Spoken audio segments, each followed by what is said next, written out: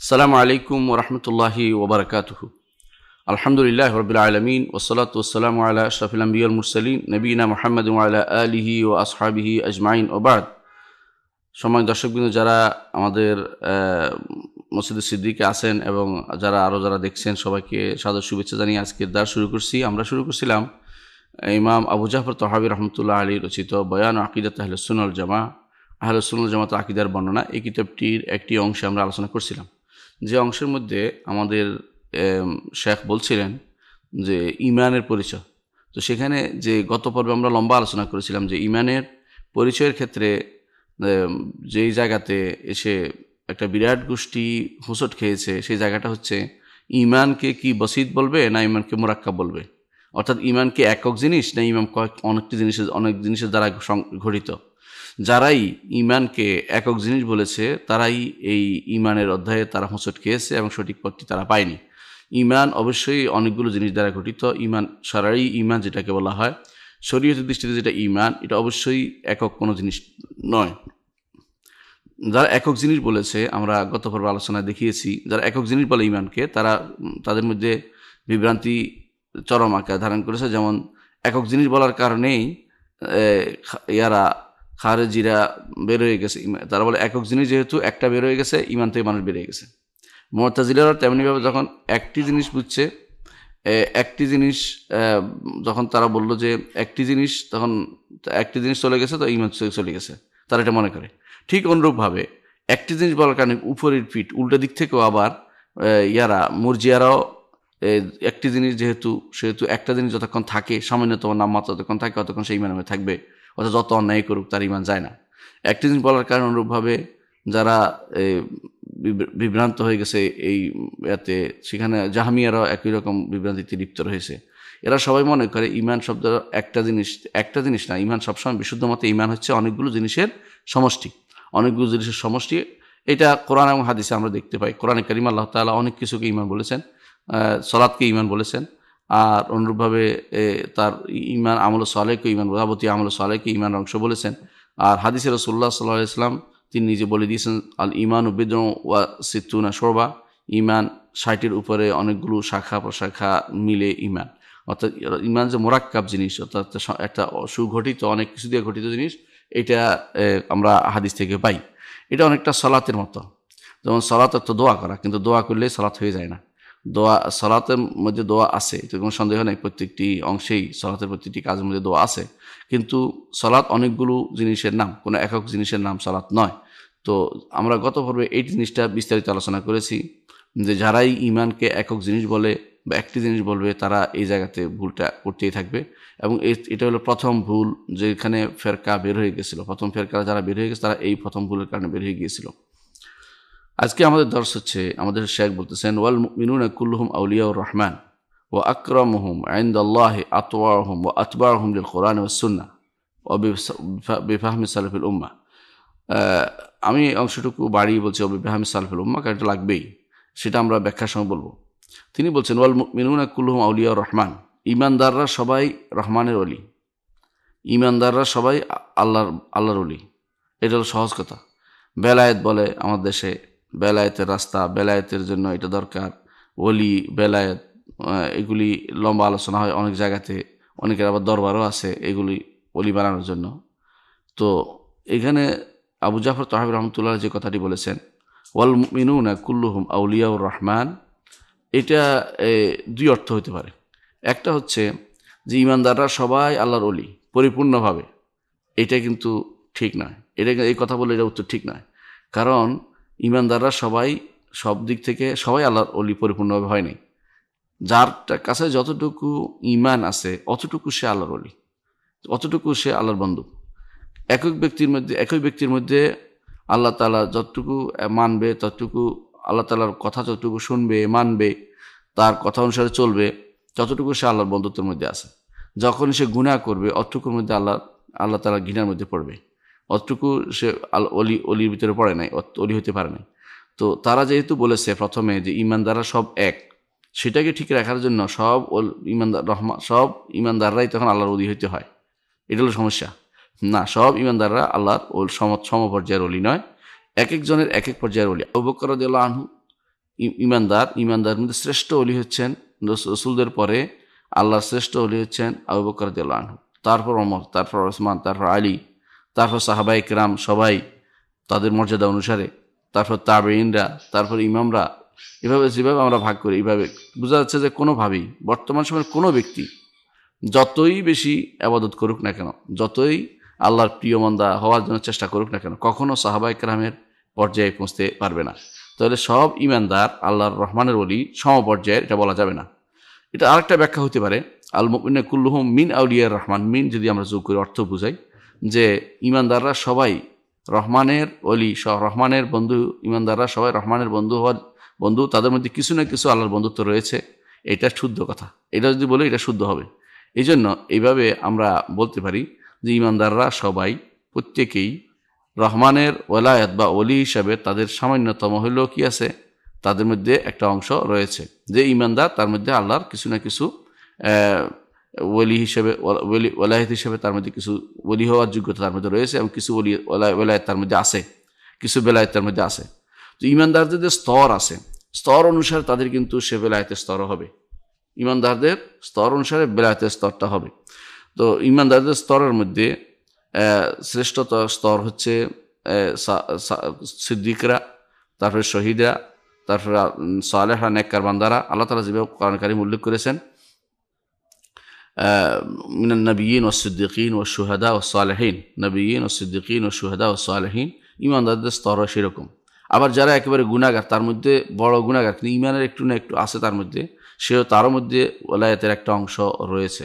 সুতরাং ওলি হওয়ার কোনো একক কোনো দাবি কেউ করতে পারে না, বা একক কেউ ওলি সব দিক থেকে আল্লাহর ওলি হয় শুধুমাত্র নবীরা অথবা সিদ্দিকরা অথবা শহীদরা। কিন্তু বাকিদের অনেকেরই নেককার বান্দাদের মধ্যেও কিছু না কিছু গুনাহ থাকবে, তওবা করবে, আবার ওলি হবে, আবার সেখানে গুনাহ হবে, সেখানে তার ওলায়াত কমে যাবে। এটা হচ্ছে মূল কথা। সুতরাং বোঝা যাচ্ছে যে আল্লাহর ওলি হওয়ার জন্য ইমানদারদের মধ্যে কি আছে, ওলি হওয়ার ব্যাপারে ইমানদারদের মধ্যে তারতম্য রয়েছে। আল্লাহর ওলি হওয়ার ব্যাপারে ইমানদারদের মধ্যে তারতম্য রয়েছে। এককভাবে কাউকে তিনি আল্লাহর ওলি আর কেউ ওলি হইতে পারবে না, এমন কথা যেন কোনোদিন আমরা না বলি, বরং ওলায়াতের মধ্যে কি তারতম্য রয়েছে। তো সেই হিসাবে যে ব্যক্তি গুনাহ করবে, সেই ব্যক্তি গুনাহ করবে, তার বেলায়েতে ঘাটতি হতে থাকবে, বেলায়েতে অর্থাৎ বন্ধুত্বে ঘাটতি হতে থাকবে।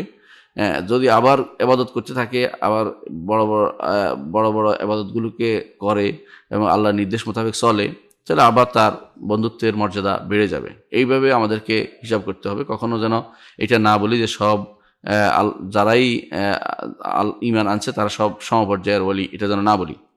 তো ওলায়াতের উপর আল্লাহ তাআলা কোরআনে কারীম বলেছেন, আলা ইন্না আউলিয়া আল্লাহি লা খাউফুন আলাইহিম ওয়া লা হুম ইয়াহজানুন।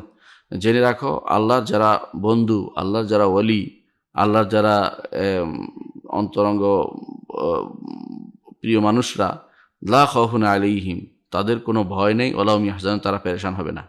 এই আয়াতটি এত বেশি পরিমাণে আমাদের দেশে পড়া হয়, বিশেষ করে যখনই কোনো দরবারের আলেমের কাছে যাবেন অথবা কোনো ব্যক্তির কাছে আলোচনা করবেন, তখন তিনি এই আয়াতটা পড়ে যে আল্লাহর বান্দার, আল্লাহর ওলিদের কোনো ভয় নেই। এটা দিয়ে আল্লাহর ওলিদের প্রতি আমাদের যে মহব্বত তৈরি করা হয়, এটা ভালো কথা, যে তারা ভালো এবং তাদেরকে মহব্বত করা ইমানের অংশ, কোনো সন্দেহ নেই। আল্লাহ তাআলা যা ভালোবাসেন তাদেরকে ভালোবাসা ইমানের অংশ। এটা হচ্ছে মাহাব্বাতুমান আহাব্বাল্লাহ, আল্লাহ যাকে ভালোবাসছেন তাকে মহব্বত করা। কিন্তু আপনি কিভাবে জানবেন যে এই লোকটি আল্লাহর ওলি? এটি হলো সমস্যা। দুনিয়ার বুকে তো অনেকেই দাবি করে তিনি আল্লাহর ওলি। তো দাবির ক্ষেত্রে যখনই কেউ আল্লাহর ওলি বা আল্লাহর বন্ধু দাবি করে, তো সে এটা প্রমাণ দিবে কি দিয়ে? সুন্নাহ দিয়ে, রাসূলুল্লাহ সাল্লাল্লাহু আলাইহি ওয়াসাল্লাম হাদিস দিয়ে। কারণ আল্লাহ তাআলা বলেছেন, কুল ইন কুনতুম তুহিব্বুনাল্লাহা ফাত্তাবিউনি ইউহিব্বুকুমুল্লাহ। বলুন যে যদি তোমরা আল্লাহর বন্ধুত্বের দাবি করো, যে আল্লাহ তাআলা থেকে তোমরা ভালোবাসো এবং আল্লাহ তোমাদের ভালোবাসে, এই দাবি পূরণ হবে কখন? যখন তোমরা রাসূলুল্লাহ সাল্লাল্লাহু আলাইহি ওয়াসাল্লামকে পরিপূর্ণভাবে অনুসরণ করবে। সালাতে, সিয়ামে, জাকাতে, হজে, কর্মকাণ্ডে, দুনিয়ার লেনদেনে, চলাফেরা, উঠা বসা, মানুষের সাথে আচার ব্যবহারে, এগুলিতে যদি কেউ রাসূলুল্লাহ সাল্লাল্লাহু আলাইহি ওয়াসাল্লামকে আয়না হিসেবে নেয় এবং জীবনে আদর্শ হিসেবে নেয়, তাকে দেখেই সব কিছু করে, তিনিই বড় ওলি হবেন। তো দাবিতে যথেষ্ট না, দাবি যথেষ্ট না, বরং ওলি হওয়ার জন্য অবশ্যই কিছু জিনিস লাগবে। সেটা কি? যাদের কোনো ভয় নাই, এরা কারা? এরা ওলি। তো ওলি কে? ওলি আল্লাহ নিজে পরিচয় দিয়েছেন, আল্লাযীনা আমানু ওয়া কানু ইয়াত্তাকুন, যারা ঈমান এনেছে এবং তাকওয়া অবলম্বন করেছে। তাকওয়া অবলম্বন ছোট্ট একটা কথা, কিন্তু এর অর্থ হচ্ছে ঈমান এনেছে, তারপরে তারা ফরজ ওয়াজিবের সীমারেখা মেনে চলেছে, হারাম পরিত্যাগ করেছে এবং নফল কাজ করেছে, অন্যায় কাজ থেকে নিজে দূরে সরে আসছে। এর অর্থ হচ্ছে ঈমান, আল্লাহর ওলি হতে হলে অবশ্যই তাকে ঈমান এবং তাকওয়ার পরাকাষ্ঠা দেখাতে হবে। ঈমান এবং তাকওয়ার মধ্যে সর্বোচ্চ পর্যায়ে যেতে হবে। যদি কম যায় তো কম ওলি, একেবারে বাদ যায় না। ঈমানদার কিছু না কিছু বেলায়েতের অংশ তার মধ্যে থাকে, কিছু না কিছু আল্লাহর বন্ধু থাকে। ঈমানদার নয় যে সে আল্লাহর সব দিক থেকে দুশমন। কাফেররা আল্লাহ দুশমন। আল্লাহ নিজে বলেছেন ফাইনাল্লাহ আদুউল লিল কাফিরিন, আল্লাহ তাআলা কাফেরদের দুশমন। অর্থাৎ আল্লাহ কাফেরদের কাছে সামান্যতম ওলি হওয়ার কোনো যোগ্যতা নাই। আর ঈমানদারের মধ্যে ওলায়াত আছে, সে ওলায়াতের তারতম্য আছে। এই জিনিসটা হচ্ছে এখানে বুঝার বিষয়। এরপরে আমাদের ইমাম আবু জাফর তাহাবী রাহমাতুল্লাহ বলছেন, ওয়া আকরামুহুম ইনদাল্লাহি ওয়া আতওয়াহুম ওয়া আতবাহুম লিল কুরআনি ওয়াস সুন্নতি ওয়া বিসালাফিল উম্মাহ। তিনি বলছেন যে তিনি অবশ্য বলেছেন একটুকুই, আকরামুহুম ইনদাল্লাহ আতওয়াহুম ওয়া আতবাহুম লিল কুরআন। তাদের মধ্যে অর্থাৎ ঈমানদারদের মধ্যে ওই ব্যক্তি বেশি আল্লাহর কাছে বেশি সম্মানিত, ওই ব্যক্তি আল্লাহর কাছে বেশি মর্যাদাপূর্ণ যে ব্যক্তি, তাদের মধ্যে যে ব্যক্তি, ঈমানদারদের মধ্যে যে ব্যক্তি আল্লাহর আনুগত্য বেশি করে এবং কোরআনের অনুসরণ বেশি করে। আতওয়াহুম, যে ব্যক্তি বেশি আনুগত্য করে, ও আতবাহুম, এবং অনুসরণ করে চলে লিল কোরআনের। তাআত এবং ইত্তিবার মধ্যে দুটা পার্থক্য আছে। তাআত হচ্ছে আনুগত্য করা, নির্দেশ মেনে নেয়া এবং নিষেধ পরিত্যাগ করা, এটা হচ্ছে আনুগত্য। আর যখন ইত্তিবার বলা হয় তখন হচ্ছে পদাঙ্ক অনুসরণ করা, একেবারে আরও বেশি নিকটবর্তী। তিনি নির্দেশও মানে এবং তিনি নিষেধও পরিত্যাগ করেন, সাথে সাথে একেবারে যাকে অনুসরণ করে চলছে তার পায়ে পায়ে চলে, অর্থাৎ তিনি যেভাবে চলছেন তিনি সেভাবে চলবে। তো আনুগত্যটা আদেশ নির্দেশের সাথে বেশি সম্পৃক্ত, আর অনুসরণটা হচ্ছে নিজে ভালোবাসার সাথে তার পিছনে চলে। তো কোরআনে কারীমের কথা বলেছেন আমাদের আবু জাফর তাহাবী রাহমাতুল্লাহ আলাইহি, যে আল্লাহর কাছে সবচেয়ে বড় ওলি ওই ব্যক্তি, বেশি সম্মানিত ওলি ওই ব্যক্তি হবে, রহমানের বান্দাদের মধ্যে সবাই আল্লাহর ওলি, বিভিন্ন পর্যায়ে বিভিন্ন মর্যাদা সম্পন্ন, এক মর্যাদার না সবাই, তবে তাদের মধ্যে ওই ব্যক্তি বেশি মর্যাদাপূর্ণ, যে ব্যক্তি আল্লাহর কাছে ওই ব্যক্তি বেশি মর্যাদাপূর্ণ যে ব্যক্তি কোরআনের বেশি আনুগত্য করে, কোরআনের বেশি অনুসরণ করে। আমরা দুটো অর্থ আলাদা বলেছি। তো এখানে তিনি কোরআনের কথা বলেছেন, হয়তো তিনি সংক্ষেপ করেছেন, কারণ কোরআনে কারীম বললেই হাদিসের অনুসরণ এসে যায়, এই জন্য তিনি সংক্ষেপ করেছেন। কারণ মান ইউতির রাসূল ফাকাদ আতা আল্লাহ, কোরআনকে অনুসরণ করতে হলে হাদিসকে অনুসরণ করতেই হবে, আর হাদিস তো ওয়াহী আমরা জানি। সেই হিসাবে তিনি সুন্নাহটা আনেন নাই, কিন্তু আমরা এটা উল্লেখ করে দিতে চাই, আমরা বলতে চাই আকরামুহুম ইনদাল্লাহি আতওয়াহুম ওয়া আতবাউহুম লিল কুরআনি ওয়াস সুন্নতি, এবং সুন্নাহর অনুসরণ যিনি করবে, কোরআন এবং সুন্নাহ যিনি অনুসরণ করবে। কারণ অনেকে এটাতে ভুল বুঝতে পারে যে সুন্নাহর কথা, হাদিসের কথা বলা হয় না, কোরআন মানলেই মুত্তাকি হয়ে যাবে, না, কখনো না। কোরআন মানতে হলেই আপনাকে হাদিস মানতে হবে, কোরআন মানতে হলে আপনাকে হাদিস মানতে হবে। এর সাথে আমরা আরেকটু কথা যোগ করতে, সেটা হচ্ছে বেফাহমে সালাফুল উম্মাহ, সালফে সালিহিনের বুঝ অনুসারে হলেই শুধুমাত্র আল্লাহর কাছে বেশি সম্মানিত হবে এবং মর্যাদাপূর্ণ হবে। কারণ কোরআন এবং সুন্নাহ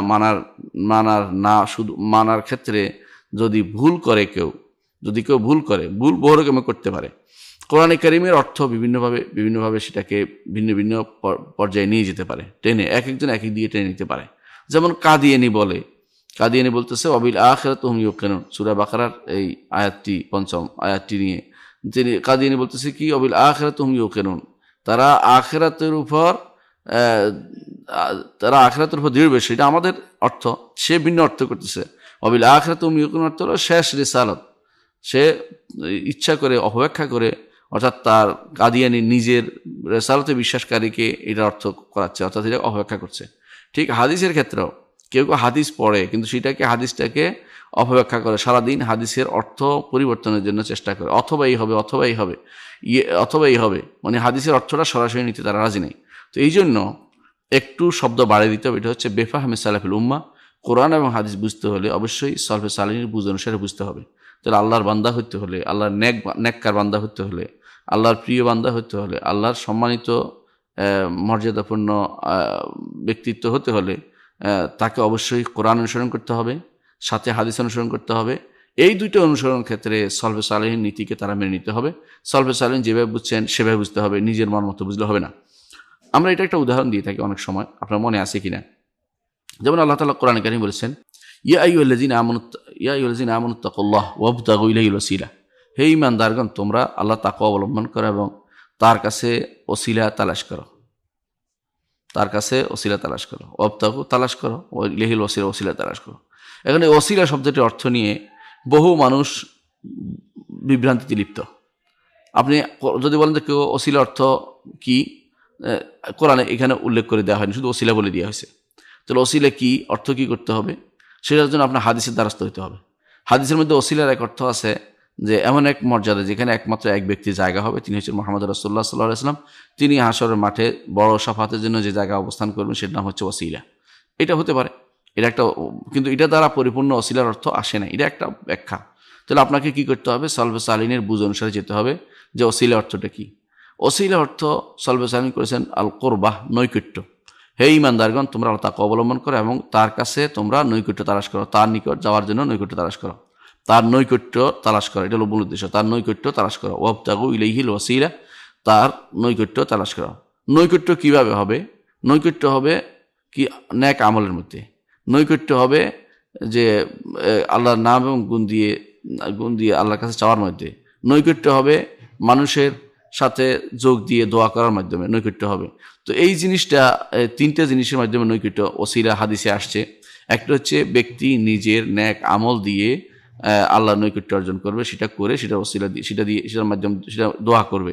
আরেকটি হচ্ছে নিজে আল্লাহর নাম এবং গুণের কথা উল্লেখ করে আল্লাহকে খুশি করাইয়া তারপর আল্লাহর কাছে সেটার ওসিলা দিয়ে দোয়া করবে। আরেকটা হচ্ছে নেককার বান্দা, যারা আল্লাহর নেক বান্দা জীবিত, তাদের দোয়ার সাথে শরীক হয়ে নিজে সেটা দিয়ে দোয়া করবে।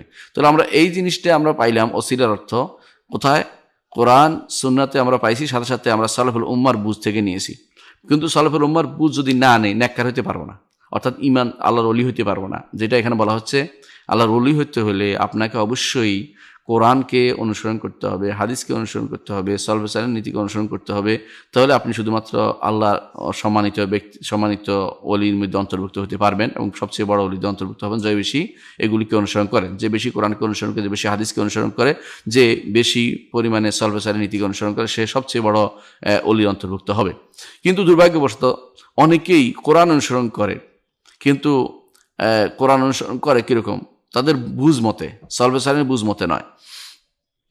অনেককেই আপনি যখন জিজ্ঞাসা করবেন যে ইয়া আইয়ুহাল্লাযীনা আমানুত্তাকুল্লাহ ওয়াবতাগু ইলাইহিল ওয়াসিলা অর্থ কি, তখন তাদের মধ্যে যারা বুঝে না, যারা কোরআন হাদিসের অনুসরণ করে না, সালফে সালেহিনের বুঝ অনুসরণ করে না, তাদের অনেকেই বলবে ওয়াবতাগু ইলাইহিল ওয়াসিলা অর্থ হচ্ছে যে তোমরা পীর ধরো, অথবা কেউ বলবে যে ওসিলা মাধ্যম ধরো, ব্যক্তিকে মাধ্যম ধরো, অথবা কারো ওসিলা দিয়ে দোয়া করো, কারো ব্যক্তি সত্তার ওসিলা দিয়ে দোয়া করো, ব্যক্তি সত্তার ওসিলা দিয়ে, অথবা কারো পীর ধরা বা কোনো এই জাতীয় কিছু যেগুলি বলতেছে কবরের কাছে যাওয়া, অথবা কোনো মাজারের কাছে যাওয়া, অথবা কোনো মাছ গজার মাছ, অথবা কোনো কচ্ছপের কাছে যাওয়া, এই জাতীয় চিন্তা ভাবনা যারা করছে তারা কিন্তু আল্লাহ কোরআনকেও বুঝেনি এবং তারা আল্লাহর নেককার বা আল্লাহ তাআলার ওলি বা সম্মানিত ওলিদের অন্তর্ভুক্ত হতে পারেনি। কেন?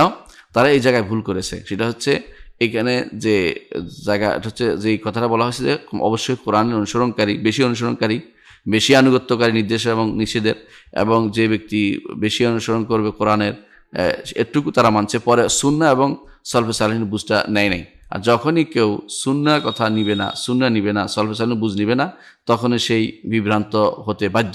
এই জন্য আমরা দুটো অংশ এখানে বাড়িয়ে দিয়েছি এটা বোঝার জন্য। তো যে কোনো মানুষই যখনই হাবিয়া পড়বে তখন তাদের জন্য এটা খুব জরুরি।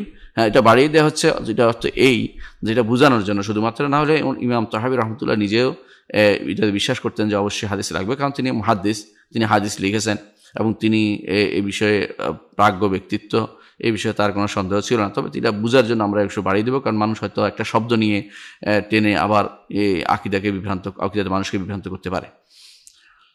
তো আমরা গত পর্বে ওয়াদা করেছিলাম যে ঈমান সংক্রান্ত কিছু বিষয় আমরা আলোচনা করব। তো এই জন্য আজকে আমরা এই ঈমান সংক্রান্ত কিছু বিষয় এখানে এরপর এগুলো আমরা করব এখনই। এর মধ্যে আমাদের ইমাম বলতেছেন সেটা যে ঈমান সংক্রান্ত কিছু বিষয় বাদ পড়ে গেছে, আমরা আলোচনা করিনি। সেটা কি? ঈমান যেহেতু আমরা বলছি যে বেশ কিছু জিনিসের নাম, ঈমান অনেকগুলো জিনিসের নাম, তাহলে আমরা বুঝতে পারলাম যে ইমান শুধুমাত্র একক জিনিসের নাম নয়, ইমান শুধুমাত্র বিশ্বাসের নাম নয়। তাহলে ইমান কি? ইমান হচ্ছে বিশ্বাস করা, সাথে বাড়বে কি ইমান বিশ্বাস করা, মুখে স্বীকৃতি দেয়া এবং আমল করা, অঙ্গ প্রত্যঙ্গ দিয়ে আমল করা। এই তিনটি জিনিসের নাম ইমান হবে। যদি একটু আরও এক্সপান্ড করি, আর একটু সুন্দর করে বাড়িয়ে বলি, তাহলে বলতে হবে যে ইমান হচ্ছে, ইমাম বুখারী যেটা বলেছেন, কথা ও কাজের নাম। আল ইমান ও কাউলুন ও আমাল, কথা ও কাজের নাম হচ্ছে ইমান। তো কথা দুই রকম, কথা দুই রকম হয়, একটা অন্তরের কথা হয়, আরেকটা হয় মুখের কথা। অন্তরের কথা কি? অন্তরের কথা হচ্ছে দৃঢ়ভাবে অন্তর থেকে আল্লাহ তাআলার উপর ঈমান আনার কথাটা অবশ্যই অন্তরে মেনে নেয়া, ঈমান আনার কথাটা অন্তর থেকে এটা উচ্চারিত হওয়া। আর মুখের কথা কি? মুখে বলা আশহাদু আল্লা ইলাহা ইল্লাল্লাহ ওয়া আশহাদু আন্না মুহাম্মাদার রাসূলুল্লাহ।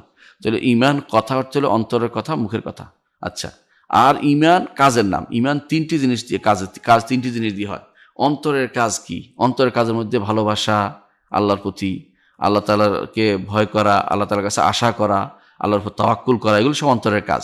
হ্যাঁ, সাথে সাথে অন্তরের কাজের মধ্যে রয়েছে যে অন্তরের ভিতরে বিশ্বাসটা ঢুকে যাওয়া, এটা এবং সেটা অনুসারে যে কোনো কাজ করা, এগুলো অন্তরের কাজের অন্তর্ভুক্ত, যেটা অনুসারে। তাহলে আমরা দেখতে পারি অন্তরের কথা হচ্ছে তাসদিক, বিশ্বাস করা, আর মুখের কথা হচ্ছে আশহাদু আল্লা ইলাহা ইল্লাল্লাহ ওয়া আশহাদু আন্না মুহাম্মাদার রাসূলুল্লাহ বলা। এটা হচ্ছে দুইটাই অন্তরের কথা। অন্তরের কাজ হচ্ছে আল্লাহকে ভয় করা, আল্লাহর কাছে আশা করা, আল্লাহর উপর তাওয়াক্কুল করা, আল্লাহকে ভালোবাসা, এগুলো অন্তরের কাজ। আর মুখের কাজ হচ্ছে সুবহানাল্লাহ, আলহামদুলিল্লাহ, আল্লাহু আকবার, লা ইলাহা ইল্লাল্লাহ, লা হাওলা ওয়া লা কুওয়াতা ইল্লা বিল্লাহ, যত জিকির আজকার সবগুলি বলা, এগুলো হচ্ছে মুখের কাজ। তাহলে আমরা অন্তরের কাজও পাইলাম, মুখের কাজও পাইলাম, অন্তরের কথাও পাইলাম, মুখের কথাও পাইলাম, 4টা হয়ে গেল। 5 নম্বরটা হচ্ছে অঙ্গ প্রত্যঙ্গ দিয়ে যে কাজটা, সেটা কি? যেমন সালাত আদায় করি, যেমন হাত দিয়ে জাকাত দেই, সাওম পালন করতেছি শরীর দিয়ে, অনুরূপভাবে আমরা হজ করি সরাসরি ব্যবহার করে। তাহলে আমরা দেখতে পেলাম মোট 5টি জিনিস হবে এখানে। 5টি জিনিস যদি কোনো পরিপূর্ণ হয় সেটা হবে ঈমান। এর সাথে এই জন্য আবার বলছি, হয়তো এটা আগে বলেছিলাম, আমি আবার বলছি, 5টি জিনিস হবে অন্তরের কথা, মুখের কথা, অন্তরের কাজ, মুখের কাজ, অঙ্গ প্রত্যঙ্গের কাজ, মোট 5টি জিনিস আসবে। তো আবারও বলছি যেন ভুলে না যাই। অন্তরের কাজ, অন্তরের কথা কি? অন্তরের কথা হচ্ছে অন্তরের ভিতরে এটা ঢুকে যাওয়া যে আমি আল্লাহকে বিশ্বাস করলাম, আল্লাহ এবং তার রাসূলকে বিশ্বাস করলাম। আমানতু বিল্লাহি, যেটা আমরা সংক্ষেপে বলি যে আল্লাহ আমানতু বিল্লাহি ওয়া মালাইকাতিহি ওয়া কুতুবিহি ওয়া রুসুলিহি ওয়াল ইয়াউমিল আখির ওয়াল কদরি খাইরিহি ওয়া শাররিহি, যেগুলি বলি 5টি জিনিস, এগুলি অন্তরের মধ্যে স্বীকৃতি, অন্তরের স্বীকৃতি থাকা, এটা হলো অন্তরের কথা। আচ্ছা, মুখের কথা কি? মুখের কথা হলো আশহাদু আল্লা ইলাহা ইল্লাল্লাহ ওয়া আশহাদু আন্না মুহাম্মাদার রাসূলুল্লাহ। দুইটা গেল। এখন অন্তরের কাজ বল। অন্তরের কাজ কি? সে আল্লাহকে ভালোবাসা, সে আল্লাহ যেটা ভালোবাসে এটাকে ভালোবাসা, আল্লাহ তাআলাকে তার কাছে আশা করা, তার উপর ভরসা করা, এগুলো হচ্ছে অন্তরের, এই জাতীয় অনেকগুলো জিনিস যেগুলো অন্তরের ভিতরে থাকে, এগুলো অন্তরের কাজ। এখন মুখের কাজ কি? মুখের কাজ হচ্ছে সুবহানাল্লাহ, আলহামদুলিল্লাহ, আল্লাহু আকবার, লা ইলাহা ইল্লাল্লাহ, লা হাওলা ওয়া লা কুওয়াতা ইল্লা বিল্লাহ, যতগুলো জিকির আছে সেগুলি করা, মুখের জিকিরগুলি করা। এখন বাকি রইল 4টে হয়ে গেল, একটা বাকি রইল, সেটা কি? অন্তরে, এটা হলো অঙ্গ প্রত্যঙ্গের কাজ। তাহলে সেটা কি? সালাত আদায় করা, যাকাত দেয়া, হজ করা, এগুলি সবগুলি অঙ্গ প্রত্যঙ্গের কাজ। তাহলে আমরা সংক্ষেপে বুঝতে পারলাম এটা আল ইমানু কাউলুন ও আমাল। ইমান কথা এবং কাজের নাম। ইমান কথা ও কাজের নাম, এটা হচ্ছে ইমান। ইমান একক কোনো জিনিসের নাম নয়। যদি এটা হয়ে থাকে তাহলে আমরা এখন বলবো ইমানের রোকন কয়টা হলো? ইমানের রোকন অবশ্যই মৌলিকভাবে 3টি। সেটা কি? অর্থাৎ ইমানের রোকন, ইমানের 3টি অংশ রয়েছে। একটি হচ্ছে অন্তর, একটি হচ্ছে মুখ, একটি হচ্ছে অঙ্গ প্রত্যঙ্গ। 3টার মধ্যে ইমান রয়েছে। তাহলে ইমান ব্যাপক জিনিসের নাম। যেমন কুফরিও ব্যাপক জিনিসের নাম। কুফরি একটা ছোট জিনিস বাদ গেলে, ছোট জিনিস অন্যায় করলে এটা কুফরি। ইমানও তেমনি একটা বিভিন্ন জিনিসের সম্মিলিত অংশ হচ্ছে ইমান। এর মধ্যে এক একটার মর্যাদা এক এক রকম। যে ব্যক্তি বেশি করবে, সবগুলি যথাযথ পালন করবে, সে মহসেন পর্যায়ে। যে ব্যক্তি সবগুলি যত পালন করতে পারে নাই, কিন্তু মৌলিক ফরজগুলি আদায় করছে, গুনার কাজগুলি ত্যাগ করে চলেছে, হারামগুলি ত্যাগ করেছে, সে এই মোমেন পর্যায়ের। আর যে ব্যক্তি মৌলিক কিছু জিনিস আলোচনা করেছে, কিছু গুনাহ করেছে, বেশি অন্যায় করেছে, সেই ব্যক্তি হচ্ছে মুসলিম পর্যায়ে। তো 3টি পর্যায়ে রয়ে গেছে, 3টি পর্যায়ে আছে। এই 3টি পর্যায়কে আমাদের মারাতেব বলা হয়, মারাতেবুল ঈমান বলা হয়, মারাতেবুদ্দিন 3টি। একটা হচ্ছে ঈমান, একটি হচ্ছে ইসলাম, একটি হচ্ছে ঈমান, একটি হচ্ছে ইহসান। এই তিনটি জিনিস একজন ব্যক্তির মধ্যেই পাওয়া যাবে তার অবস্থা অনুসারে। কখনো একজন মানুষ মুসলিম পর্যায়ে থাকে, আবার যখন আমল করতে করতে মুমিন পর্যায়ে চলে যায়, আবার যখন আরও বেশি বেশি বড় বড় আমলগুলি করে এবং অতিরিক্ত ফজিলতের আমল করে তখন মহসেন পর্যায়ে চলে যায়। তাহলে মুসলিম, মোমেন, মহসেন তিনটা মিলেই হচ্ছে ইমানের তিনটি দিনের তিনটি মারাতাবা তিনটি পর্যায়ে রয়েছে। এই তিনটি পর্যায়ে ইমানদাররা উঠানামা করে, ইমানদাররা এই তিনটি পর্যায়ে উঠানামা করে। এবং কি যারা আল্লাহর নেক বান্দারা, বিশেষ করে নবিয়্যিন, তারা সর্বোচ্চ পর্যায়ে ইহসানের পর্যায়ে রয়েছেন। এরপরে যারা সিদ্দিকিন তারা ইহসানের পর্যায়ে থাকেন, শহীদরাও ইহসানের পর্যায়ে থাকেন। সালেহ নেককার বান্দারা 3 পর্যায়ে থাকে। কখনো তারা গুনাহ করলে ইসলামের পর্যায়ে চলে আসেন, আবার যখন একটু ভালো করেন তখন তারা মুমিন পর্যায়ে যান, আবার যখন আর একটু ভালো করেন তখন তারা মহসিন পর্যায়ে যান। একজন মানুষের 3টি পর্যায়ে আল্লাহ তাআলা কোরআনে কারিমে উল্লেখ করেছেন যে মিনহুম সুম্মা ইসতাফাইনা মিন ইবাদিনা, তাদের মধ্যে অনেককে আমরা পছন্দ করেছি, তাদের মধ্যে কেউ আছে মুহসিনুল নাফসিহি, নিজে ইহসান করে, আবার কেউ জালেম করে, মিনহুম মুক্তাসিদ, তাদের মধ্যে কেউ মাঝামাঝি পর্যায়ে আছে। অর্থাৎ জালেম যারা হলো ইসলাম আছে কিন্তু ঈমান পরিপূর্ণ ঢুকে না, তারা জালেম, জুলুম করছে, কিছু অন্যায় করছে। আবার আছে মুক্তাসিদ, মাঝামাঝি আছে, সেটা হচ্ছে যারা ইসলাম আমল করেছে, ঈমানের পর্যায়ে আছে, শিরিক করে না, বেদাত করে না, গুনার কাজ করে না, কিন্তু আবার অতিরিক্ত ফজিলতের আমল করে না। আবার এরপর মহসিন আছে আরেক পর্যায়ে, যারা শিরিকও করে না, শিরিক করে না, গুনার কামও করে না, ফরজ আমলও করে, সাথে সাথে অতিরিক্ত নফল আমলও করে, তারা মহসিন পর্যায়ের। এই 3টি পর্যায়ে সবসময় মাথায় রাখতে হবে যে ইমানদার 3টি পর্যায়ের মধ্যে উঠানামা করে। এরকম যদি হয়, এটা এই জন্য বললাম যে তাহলে ইমানের অংশ 3টি, ইমানের অংশ হচ্ছে 3টি, এটাকে আমরা স্বীকৃতি দিতে হবে। সেটাকে এই জন্য সংক্ষেপে বলা ইমানের মার্তাবা 3টি রয়েছে। এই যদি অবস্থা হয়ে থাকে তাহলে ইমানদার কখনো নিজে কি বলতে পারে যে আমি পাক্কা ইমানদার বলতে পারে? ইমানদার কখনো পাক্কা ইমানদার দাবি করতে পারে না। এই জন্য একজন মানুষ বলতে পারে ইনশাআল্লাহ বলতে হয়, আল্লাহ চাহে তো। ইমানদার পাক্কাই দাবি করতে পারে না কেন? সে কোনোদিন একথা নিজে বলতে পারে না যে আমি আল্লাহর দেয়া যত নির্দেশ সব পালন করে বসেছি, আল্লাহর যত নিষেধ সব ত্যাগ করে ফেলছি, অথবা আল্লাহর যত ফজিলতপূর্ণ আমল সব আমি করে ফেলেছি। এই জন্য মহসিন পর্যায়ে যাওয়া দাবি কেউ করতে পারে না। সে চেষ্টা করবে এবং আল্লাহর কাছে আশাবাদী থাকবে যে আমি ইমানদার ইনশাআল্লাহ। এই জন্য ইনশাআল্লাহ বলাটা আহলে সুন্নাত জামাত এটাকে জায়েজ মনে করে এবং বলে যে কেউ যদি ইনশাআল্লাহ বলে এতে কোনো সমস্যা নাই। এর বিপরীতে যারা বেদাতি আলেম রয়েছেন তারা ইনশাআল্লাহ বলা জায়েজ মনে করে না। তারা বলে যে ইনশাআল্লাহ বললে তো সন্দেহ করে, কারণ তাদের কাছে ইমান যেহেতু একটা, তো এটার মধ্যে ইনশাআল্লাহ বলা হচ্ছে সন্দেহের মধ্যে আছে। আমাদের ইমান তো একটা না, আমাদের ইমান তো হচ্ছে অনেকগুলো জিনিসের সমষ্টি।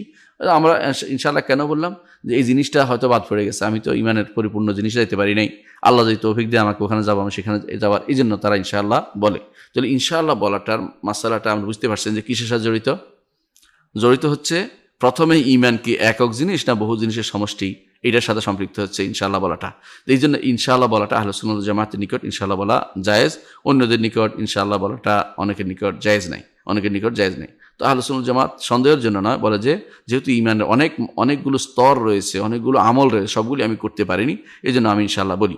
আরেকটি কারণও তারা ইনশাআল্লাহ বলে, সেটা হচ্ছে যে ইনশাআল্লাহ তারা দেখেছে কোরআন এবং সুন্নাহর মধ্যে যে ইনশাআল্লাহ রাসূলুল্লাহ সাল্লাল্লাহু আলাইহি ওয়াসাল্লাম ইনশাআল্লাহ ব্যবহার করেছেন, নিশ্চিত জিনিসও ইনশাআল্লাহ ব্যবহার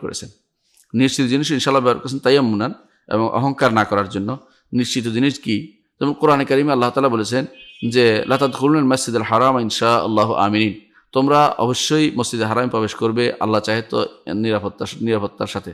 তো আল্লাহ তাআলা নিজেই, এরপরে তারা ইমানদাররা গেছেন, মসজিদে হারামে প্রবেশ করেছেন, উমরাতুল কাজা আদায় করেছেন, হুদাইবিয়ার সন্ধির পর এটা নাজিল হয়েছিল। কিন্তু ইনশাআল্লাহ কেন বলেছেন? আল্লাহ তাআলা নিশ্চিত জিনিস ইনশাআল্লাহ বলতে আমাদের শিখিয়েছেন। এই জন্য যে কোনো জিনিস আল্লাহ তাআলা বলে দিয়েছেন, ওয়ালা তাকুলান্না লিশাইইন ইন্নী ফাইলুন যালিকা গাদান ইল্লা ইনশাআল্লাহ। কোনো কিছু আগামী দিন করবে এটা বললে তুমি এভাবে নিশ্চিত বলে দিও না, বলো ইনশাআল্লাহ, আল্লাহ চাইতে বলো, কারণ নাও তো হতে পারে। তো এই জন্য মানুষ যদি কোনো কিছু করে ইনশাআল্লাহ বলে অভ্যস্ত হয়ে যায়, তার লাভ হচ্ছে এটা। কখনো কোনো কিছু বললে সাথে ইনশাআল্লাহ বললে সে ওয়াদা খেলাফ হবে না অন্তত, কারণ আল্লাহ চায়নি, চেষ্টা করেছে কিন্তু হয়নি, ওয়াদা খেলাফ হবে না, গুনাহ হবে না। এমন কি কেউ যদি বলে বউ তালাক, ইনশাআল্লাহ তালাক হবে না, কারণ আল্লাহ তো কারো বউ তালাক হওয়া চায় না। তো এরকম বুঝতে পারছেন ইনশাআল্লাহটা আল্লাহ তাআলা শিখিয়ে দিয়েছেন নবীকে। এই জন্য এটা গুরুত্বপূর্ণ একটি জিনিস যে নিশ্চিত জিনিসও ইনশাআল্লাহ বলা যায়, কোনো সমস্যা নেই। রাসূলুল্লাহ সাল্লাল্লাহু আলাইহি ওয়াসাল্লাম তিনি কবর জিয়ারত করেছেন। কবর জিয়ারত করার সময় তিনি বললেন যে আসসালামু আলাইকুম দারা কওমিন মুমিনিন, ইমানদারদের বাড়িঘর, তোমাদের জন্য সালাম, তোমাদের উপর সালাম দিচ্ছেন। ওয়া ইন্না ইনশাআল্লাহু বিকুম লাহিকুন, আল্লাহ চাহে তো ইনশাআল্লাহ তোমাদের সাথে আমরা মিলিত হচ্ছি, তোমাদের সাথে আমরা সাক্ষাৎ করবো, তোমাদের সাথে আমরা কিছুদিনের মধ্যে তোমাদের কাছে যাব। সবাই ইনশাআল্লাহ এখানে কেন বলছে? সব মানুষ অবশ্যই যেতে হবে। ইনশাআল্লাহ বলার কেউ তো সন্দেহকারী মনে করবে, সন্দেহ করেনি। এটা হচ্ছে নিশ্চিত জিনিসও ইনশাআল্লাহ বলা যায়, এটার প্রমাণ। তাহলে আহলে সুন্নাত ওয়াল জামাত ইনশাআল্লাহ ইমানের মধ্যে ইনশাআল্লাহ বলাটা তারা জায়েজ মনে করে, এবং এটাকে তারা অনেক সময় সেটাকে তারা মনে করে যে কোনো সমস্যাই নেই, বরং উত্তম হচ্ছে ইনশাআল্লাহ বলা। এই জন্য, কারণ ইনশাআল্লাহ বলার মাধ্যমে অহংকার ফুটে ওঠে না, অহংকার হয় না, অহংকারী হয় না। তো এই জন্য অহংকার থেকে দূরে থাকার জন্য ইনশাআল্লাহটা দরকার। আর আমলের মধ্যে কমতি থাকার জন্য ইনশাআল্লাহ বলা দরকার। ইমানদার বলবে আমি ইনশাআল্লাহ ইমানদার বলবে, কিন্তু আমি ইনশাআল্লাহ মুসলিম বলবে না। কেন এটা বলবে না জানেন? কারণ ইসলাম হচ্ছে সর্বনিম্ন পর্যায়ে থাকলে ইসলাম হয়। একজন মানুষ যদি তার অন্তরের কথা, মুখের কথা, অন্তরের কাজ, মুখের কাজ এবং অঙ্গ প্রত্যঙ্গের কাজের মধ্যে সর্বনিম্ন পর্যায়ে আছে, 5টি জিনিসের মধ্যে সবটাই থাকতে হবে অল্প অল্প, একটা নিম্ন পর্যায়ে আছে সেখানে, আর সে ব্যক্তি হচ্ছে মুসলিম পর্যায়ের মানুষ। এই জন্য কোরআনে কারিমে আল্লাহ তাআলা বলছেন, যখন বেদুইনরা আসি বলতো ক্বালাতিল আরাবু আমান্না, আমরা ঈমান আনলাম, আল্লাহ তাআলা বলছেন কুল লান তুমিনু ওয়ালাকিন কুলু আসলামনা, বলো ঈমান আনো না, এখন ইসলামের পর্যায়ে আসো, অর্থাৎ তুমি এখন এই মাত্র ঢুকছো ইসলামে, এত কিছু অন্তরে তোমার ঢুকে নাই। ওয়ালাম্মা ইয়াদখুল ঈমান ফি কুলুবিকুম, তোমার অন্তরে এত কিছু ঢুকে নাই। তাহলে বেদুইনদেরকে আল্লাহ কেন নিষেধ করলেন? নিষেধ করলেন এই জন্য যে তুমি এখনো অনেক কিছু জানতেই পারো না, আমল তো দূরের কথা, তুমি এই মাত্র ঢুকছো মাত্র, সুতরাং তুমি এখনো মুসলিম পর্যায়ে রয়ে গেছো, এই পর্যায়ে। তাহলে মুসলিম পর্যায়ে থাকা অর্থ তুমি এখনো কম আছে, এখানে ইনশাআল্লাহ বলার কোনো সুযোগ নেই। কারণ এখানে ইনশাআল্লাহ অর্থ হচ্ছে তুমি এখন কিছুই করো নাই। এই জন্য এখানে ইনশাআল্লাহ, এখানে তোমাকে দৃঢ়ভাবে বলতে হবে আমি মুসলিম। এই জন্য নবীরা শিখিয়ে দিয়েছিলেন ফালা তামুতুন্না ইল্লা ওয়া আনতুম মুসলিমুন, তোমরা মারা যাবে না ততক্ষণ পর্যন্ত তোমরা মুসলিম না বলবে। হ্যাঁ, হুয়া সাম্মাকুল মুসলিম, তিনি আমাদের মুসলিম নাম দিয়েছে, এখানে কোথাও ইনশাআল্লাহ বলে নাই। এই জন্য ইনশাআল্লাহ ইসলামের মধ্যে ইনশাআল্লাহ নয়, ইমানের মধ্যে ইনশাআল্লাহ আছে। এহসানের মধ্যেও কেউ ইনশাআল্লাহ বলতে পারবে, কিন্তু সর্বোচ্চ পর্যায়ে সেটা, সর্বনিম্ন পর্যায়ে যেখানে সামান্যতম তার অস্তিত্বের যেখানে হুমকির মুখে, সেখানে ইনশাআল্লাহ বলার আর সুযোগ নাই। তাহলে এই মাসালাগুলো আমাদের জানা দরকার রয়েছে। এই জন্য এই মাসালা পুরোটাই নির্ভর করছে কোথা কিসের উপরে। ওই যে বলেছি প্রথমেই যে ইমানকে কি একক বলবো না ইমামকে অনেক কিছুর সমষ্টি বলবো, সেটার উপর নির্ভর করছে এই মাসালাটি পুরোপূর্ণভাবে নির্ভর করছে। এবং এই মাসালার সাথে আমরা দেখতে পাচ্ছি যে আরেকটি জিনিসও জড়িত হয়ে পড়ছে, সেটা হচ্ছে ইমান আর ইসলাম কি এক জিনিস কিনা। ইমান আর ইসলাম কি এক জিনিস কিনা আমরা দেখতে পাচ্ছি যে আমাদের শেখও বলবে কিছু আরো পরে বলবে যে ইসলাম এবং ইমান একই জিনিস না, ইসলাম ইমান এক জিনিস না। যেটা আমরা বলবো এক জিনিস ওই সময় হয় যখন একটা আসে। কোথাও শুধু একজন মানুষ বললো যে এত হাজার মুসলিম, এখানে ইমানদার মুসলিম সব সমান। আর কেউ বলে যে এত হাজার মোমেন, তো সেটাও সমান, একটা জিনিস না। কিন্তু দুইটা একসাথে আসলে একটা থেকে একটা অনেক উপরে। মুসলিমের চেয়ে মোমেন যে তার মর্যাদা অনেক বেশি, কারণ মোমেন আল্লাহ তাআলা ইমানদারদের মহব্বতের ইউহিব্বুল, আল্লাহ তাদের ভালোবাসেন এবং ইমানদারদের প্রশংসা করেছেন। ইন্নামাল মুমিনুনা আল্লাযিনা, কিন্তু ইন্নামাল মুসলিমুন আবার সেটা বলেন নাই। কিন্তু মুসলিম হচ্ছে সর্বনিম্ন স্তর, সুতরাং দুইটা একরকম হতে পারে না। এগুলি সবই হচ্ছে এই কারণে, একটা জিনিসের ভুলের কারণে, সেটা হচ্ছে ইমানকে একক জিনিস মনে করা। ইমান একক জিনিস না, ইমান বহু জিনিসের সমষ্টি, এটাকে সবসময় সবার আগে বিশ্বাস করতে হবে, নাহলে ইমানটা এখন পর্যন্ত পরিপূর্ণ হয় নাই। তাহলে এর বিপরীতে কে আছে যারা বলে যে একক জিনিস? আমরা উল্লেখ করেছিলাম ইমানকে একক জিনিস বলে খারিজিরা, মুতাজিলারা, মুরজিয়ারা, কাদরিয়ারা, জাবরিয়ারা, যত ফেরকা আছে, সব বেড়ে সমস্ত ফেরকা এই জায়গাতে ভুল করেছে, ইমানকে একক জিনিস বলে। এমনকি আশায়রা এবং মাতুরিদিয়ারা, তারা শুধু ইমানকে একটা জিনিস বলে, সেটা নাম তাসদিক, যে বিশ্বাস থাকলে হচ্ছে। এই জন্য অনেক দেখবেন আমাদের দেশে বিভিন্ন জায়গাতে সালাত পড়ে না, সওম পড়ে না, যাকাত দেয় না, হজ করে না, কিছু না, কিন্তু মুসলিম নামটা রাখছে। অনেকে আছে দেখবেন আল্লাহ দ্বীনের বিরুদ্ধে কথা বলতেছে, অনবরত বলেই যাচ্ছে, তারপরে তাদের ইমানের কোনো ঘাটতি হয় না, কারণ তারা বলে ইমানের কোনো সমস্যা হয় না, ইমানের কোনো সমস্যা তাদের হয় না, এবং তারা ইমানের কিছু কম, তারা মনে করে যে ইমানের কোনো সমস্যা তাদের হচ্ছে না। এটা এই কারণে যে তারা ইমানটা একটা জিনিস মনে করে বসছে। আচ্ছা, এর সব মাসলার সাথে আরেকটা মাসলা জড়িত। আমরা তাহলে এই মাসলা শেষ করলাম যে ইমান এবং ইসলাম এক জিনিস নয়, এক জিনিস হয় যখন একটাই শুধুমাত্র আসে, আরেকটা যখন না আসে। আর দুইটা আসলে দুইটা ভিন্ন ভিন্ন অর্থ প্রদান করে, একটার সাথে ওতপ্রোতভাবে জড়িত আছে, তারপরে একটার সাথে আলাদা অংশ তার রয়েছে। এখন প্রশ্ন হচ্ছে ইমান কি বাড়ে কি কমে? ইমান কোরআন এবং হাদিস অনুসারে ইমান বাড়ে এবং কমে। কোরআনে কারীম আল্লাহ তাআলা বহু জায়গায়, সেভারাল জায়গায় বলেছেন লিয়াজদাদাল্লাযিনা আমানু ঈমানা, যাতে করে ইমানদাররা তাদের ইমান বাড়িয়ে নিতে পারে। এটা বহু জায়গায়, সেভারাল জায়গায় আল্লাহ তাআলা বলেছেন। এবং কোরআনে কারিমে আইয়ুকুম যাদাতু হাযিহি ঈমান, তোমাদের কে আর ঈমান বাড়িয়ে দিল, স্পষ্ট জিয়াদা অর্থ বাড়িয়ে দেয়া স্পষ্ট আছে। যেটা আর কমে যায় এটার প্রমাণ হচ্ছে যে হাদিসে আছে কাল্লা বাল, কোরআনে কারিমে আছে কাল্লা বাল রানা আলা কুলুবিহিম, তাদের অন্তরের মধ্যে মরিচা পড়ে গেছে, জং ধরে গেছে। তো জং ধরে গেলে তো ঈমান কমে যাচ্ছে, অনুরূপভাবে কমে যায়। হাদিসে আছে রাসূলুল্লাহ সাল্লাল্লাহু আলাইহি ওয়াসাল্লাম বলেছেন যে আলাইসা ওয়ারা যালিকা মিন হাব্বাতা খারদালি মিন ঈমান, এরপরে ঈমানের সামান্যতম রাইস পরিমাণও বাকি থাকবে না। তাহলে কমতে কমতে কমতে কমতে কমে যায়, একবার শেষ হয়ে যায়। এবার রাসূলুল্লাহ সাল্লাল্লাহু আলাইহি ওয়াসাল্লাম বলেছেন যে ঈমান বের হয়ে মাথার ছাদের উপর থাকে, অনেক কেউ গুনাহ করতে থাকলে আবার ফিরে আসে, আবার যায়, এরকম অর্থ হচ্ছে ঈমান কমে। তো এই যে কমার মাসলা, আবার হাদিসে আছে রাসূলুল্লাহ সাল্লাল্লাহু আলাইহি ওয়াসাল্লাম বলেছেন ইয়াদেরকে, নারীদেরকে, যে তোমাদের দিনের কমতি কি, ঈমানের কমতি হচ্ছে তোমাদের এটা যে তোমরা অনেক সময় নামাজ পড়ো না, জীবনের অর্ধেক অংশ তোমার নামাজ না পড়ে কাটাও। কারণ তাদের তখন নামাজ না পড়ার পড়ার বিধানও নাই, কারণ হায়েজ অবস্থা নামাজ পড়তে পারে না। তো তারপরেও এটা যেহেতু পড়ে না, কারণ হচ্ছে তারা তো অর্জন করতে পারে না, এই জন্য এটা ঈমানের কমতি বলে ধরা হয়েছে হাদিসে। তো দেখা গেছে ঈমান কমে, কোরআন ও হাদিস অনুসারে ঈমান বাড়ে, ঈমান কমে। কিন্তু এখানে ভুল করেছে কারা? এখানে ভুল করেছে ঠিক একই রকম। দেখা গেছে ঈমান বাড়ে না কমে না এটা বলতেছে খারিজিরা এবং মুতাজিলারা, তেমনিভাবে মাতুরিদিরা, তেমনিভাবে আশারিরা, তেমনিভাবে এদের কাদরিয়া জাবরিয়ারা, ওরা যারা আছে ফেরকাগুলো, সবগুলি তাদের কাছে ঈমান বাড়ে কমে না। অথচ কোরআন হাদিস সরাসরি বিরোধী এটা। কোরআনে কারিম সরাসরি আল্লাহ তাআলা বাড়া কমার কথা বলেছেন। তো তাহলে এটাও কিন্তু কোন জায়গার ভুল? এটা একই জায়গার ভুল। সেটা হচ্ছে যে ঈমানকে একক জিনিস মনে করা।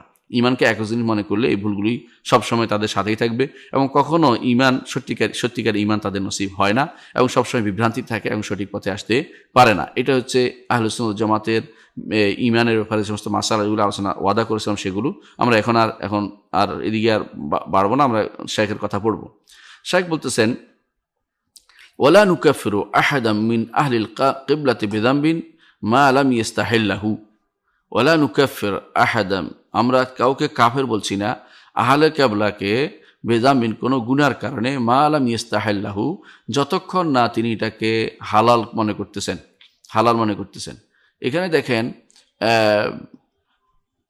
প্রথমে বলতেছেন লা নুকাফিরু আহাদাম মিন আহলিল কিবলাতি বিযামবিন, আমরা কাফের বলি না কোনো আহলে কিবলাকে। আহলে কিবলা কারা?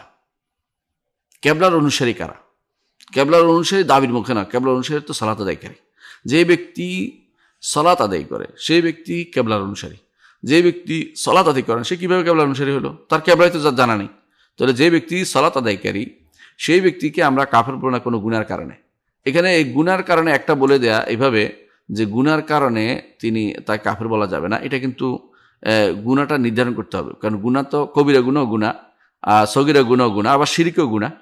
তো শিরিক করলে তো কাফের হয়েই যাবে, শিরিক করলে কাফের হয়ে যাবে, কুফরি করলে কাফের হবে, মুনাফিক করলে কাফের হবে।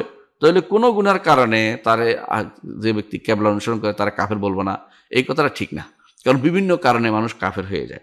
কি কি কারণে মানুষ কাফের হয়ে যায়? এক নম্বর যে কারণে কাফের হয়ে যায় সেটা হচ্ছে যে কেউ যদি কোনো আল্লাহ এবং তার রাসূলের নীতিকে অস্বীকার করে, মানবো না, ইবা বলা, এটা কুফরুল ইবা, যে আল্লাহর কথা মানবো না, রাসূলের কথা মানবো না, কাফের হয়ে যাবে। যদিও সে সালাত আদায়কারী হয়, যদি বলে অন্তর থেকে মানবো না, এটা এমনি করতেছি, তাহলে কাফের হয়ে যাবে। অথবা তার অন্তরে নাই, তা আল্লাহ এবং রাসূলের বিধান মানবে না, সে কাফের হয়ে যাবে। দ্বিতীয়ত, কেউ যদি কোনো মানবো না আবার অহংকারও করে, অহংকার করতে থাকে, মানবো না একটা বলছে, এটা তো মানুষের ভুল হইতে পারে, নিজের প্রবৃত্তির ধারণা হতে পারে, আবার অহংকার করে, ওয়াস্তাকবারা, অহংকার করে। সেটা করেছে অহংকার করেছে কে? ইবলিস অহংকার করেছে, সেও কাফেরের জন্য। হ্যাঁ, এগুলো অস্বীকার করার তো শোনার পর মানলো না, যেমন আরবের মুশরিকরা শুনলো না, মানলো না তারা। আচ্ছা, দুইটা হলো। আর একটা জহুদ, কুফরুল জহুদ, এটা হচ্ছে অহংকার করলো না, অহংকার অস্বীকার করলো, সাথে শত্রুতা আরম্ভ করে দিল, যেটা হলো জহুদ, বাড়াবাড়ি করতে আরম্ভ করলো। 3 নম্বরটা, কিন্তু বাড়াবাড়ি করে সেও কাফের হয়ে যাবে, যে সে শুধু মানা নয়, বরং যারা মানে তাদের বিরুদ্ধে লেগে যাচ্ছে, এরাও কাফের হয়ে যাবে, কুফরুল জহুদ। হ্যাঁ, তারপরে আরও হচ্ছে কুফরুল ইবা ওয়াল ইস্তিকবার ওয়াল জহুদ, আর হচ্ছে এরপর হচ্ছে যে সেটা মেনে নিতে অস্বীকার করতেছে, যে আমরা মানবো না। বললাম যেটা 3টা বলেছে আগে, ইবা, অস্বীকার করা, একটা হচ্ছে ইস্তেকবার অহংকার করা, একটা হচ্ছে জহুদ যে মেনে নিবে না। আচ্ছা, আরেকটা হচ্ছে জহুদ তো সে বিরোধিতা লেগে যাওয়া, এটাও কুফরি, এই তিনটা কুফরি। আরেকটা কুফরি হচ্ছে যে এরাদ, আল্লাহর দিন থেকে বিমুখ হওয়া, যে আমি বলবো না এটা, শুনবো না এটা, আমি এটা বলতেও রাজি নেই, মানে করতেও রাজি নেই, শুনতেও রাজি নেই, বরং আমি মুখ ফিরিয়ে থাকি পরিপূর্ণভাবে। আল্লাহ তাআলা কোরআনে কারিমে এগুলো সবগুলো উল্লেখ করেছেন, সবগুলো নজির হিসেবে উল্লেখ করেছেন। যেমন যখন রাসূলুল্লাহ সাল্লাল্লাহু আলাইহি ওয়াসাল্লাম গেলেন তায়েফের এক ভাইয়ের কাছে, তায়েফের 3 ভাইয়ের এক ভাইয়ের কাছে গেলেন, যাই বললেন যে আমি তোমার কাছে নবুয়ত রিসালাতের প্রচার করতে এসেছি। সে কথা বলতে শুনে সে বলছে আমি তোমার সাথে কথা বলতে রাজি নেই। এটা হলো এরাদ আন দীনিল্লাহ। কিছু মানুষ আছে আল্লাহর দিনকে আল্লাহর দিন সম্পর্কে জানতেও চায় না, শিখতেও চায় না, এবং সেটা বাস্তবায়ন কথা দূরের কথা, এটা নিয়ে আলোচনা করতে রাজি নেই। এরা হচ্ছে কুফরুল এরাদ, সম্পূর্ণরূপে তারা কুফরি করে যাচ্ছে মুখ ফিরিয়ে থাকার কারণে। আচ্ছা, এগুলি সবই হচ্ছে 4টা আমরা বললাম। আরেকটা হচ্ছে কুফরুল ইস্তেহলাল, যে হালাল মনে করা, যে হালাল মনে করা কি বিপরীতটা, আল্লাহ এবং তার রাসূল যেটাকে হারাম মনে করছে সেটা হালাল মনে করা, যেটা হালাল করে সেটা হারাম করা, উল্টাটা করা। অর্থাৎ এটা হচ্ছে তাহলিল এবং তাহরিমের মাধ্যমে যেটাকে হারাম করা, সেটাও কুফরি। আবার আছে ইস্তেহজা, ঠাট্টা করেছেন। কোরআনে কারিম উল্লেখ কুল ইস্তাহজু ইন্নাল্লাহা মুখরিজুম মা কুনতুম তাহজারুন, তোমরা ঠাট্টা করার কারণেও কাফের হয়ে যায়। হ্যাঁ, অনুরূপভাবে কেউ আছে মিথ্যারোপ করে, তাকযীব, মিথ্যারোপ করে, সেটার কারণে কেউ কাফের হয়ে যায়, মিথ্যারোপ কারণে কাফের হয়ে যায়। তাহলে আমরা দেখতে পাচ্ছি যে একজন মানুষ কাফের হয়ে যায় অনেকগুলো কারণ থাকতে পারে। তো এই সমস্ত, এরপরে আছে কুফরুল শিরক, 6টা গেল কুফরুল শিরক, শিরকের করার কারণে কাফের হয়ে যায়। 7 নম্বর শিরকের কাফের হয়ে যায়। 8 নম্বর কুফরুল নিফাক, মুনাফিক করার কারণে কাফের হয়ে যায়। 9 নম্বর হচ্ছে যে যেটা যারা এমন একটা এমন কাজ করা যেটাকে বলে কুফরুল শিরক বলা হয়, শিরিক করার কারণে কাফের হয়ে যায়, শিরিক করার কারণে। তাহলে আমরা দেখতে পাচ্ছি যে কখনো মানুষ কাফের হয় শিরকের মাধ্যমে, কখনো কুফরির মাধ্যমে, কখনো মুনাফিকের মাধ্যমে, কখনো হয় আল্লাহর দিন থেকে বিমুখ থাকার মাধ্যমে, কখনো হয় আল্লাহর দিনকে নিয়ে ঠাট্টা মশকারি করার মাধ্যমে, ঠাট্টা করার মাধ্যমে, কখনো কাফের হয়ে যায় অস্বীকার করার মাধ্যমে, মানতে অস্বীকার করার মাধ্যমে, কখনো কাফের হয়ে যায় অহংকার করার মাধ্যমে, কখনো কাফের হয়ে যাচ্ছে যে সে মানতে দিবে না, নিজে আরেকজনকে মানতে দিবে না, এরকম অবস্থা। জহুদ যেটা, যে এভাবে তাকযীব করা, মিথ্যারোপ করার কারণে, বিভিন্ন কারণে, অন্তত 10-12টি কারণ আমরা উল্লেখ করলাম, যেগুলোর কারণে দেখতে পাচ্ছি যে মানুষ কাফের হয়ে যায়। তাহলে আপনি যে বললেন ওয়ালা নুকাফিরু আহাদাম মিন আহলিল কিবলাতি বিযামবিন, যতক্ষণ পর্যন্ত আহলে কিবলাকে আমরা কোনো গুনার কারণে কাফের বলবো না, এই কথাটা ঠিক না। বরং ইনি একটু বলেছেন এরপরে মা লাম ইয়াস্তাহিল্লাহু, যতক্ষণ সেটাকে হালাল না মনে করতেছে। তো হালাল মনে করার কারণে কাফের, যদি হালাল মনে করলো না একটা মানুষ, ধরেন যে কবরে সিজদা দিল, হালাল মনে করে নাই, মনে করতেছে এটা করলে আল্লাহ নাখোশ হবেন না, কিন্তু হালাল তো সে করে নাই, তা বলে কাফের হবে না? কাফের হয়ে যাবে। তাহলে ইস্তেহলাল শর্ত করাটা আসলে জরুরি নয়।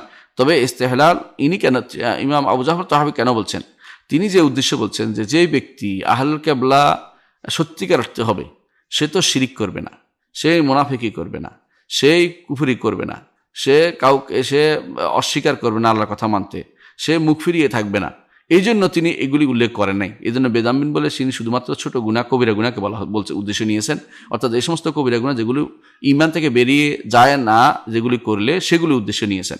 তাহলে তার অর্থ হবে এটা, যে ব্যক্তি কিবলা অনুসরণ করে চলে এবং ঈমান থেকে বেরিয়ে যায় এমন কোনো কাজ করে নাই, সেই ব্যক্তি যদি এমন কোনো গুনাহ করে, তাহলে সেই ব্যক্তি গুনার কারণে তাকে আমরা কাফের বলি না, কাফের কেউ বলবো না।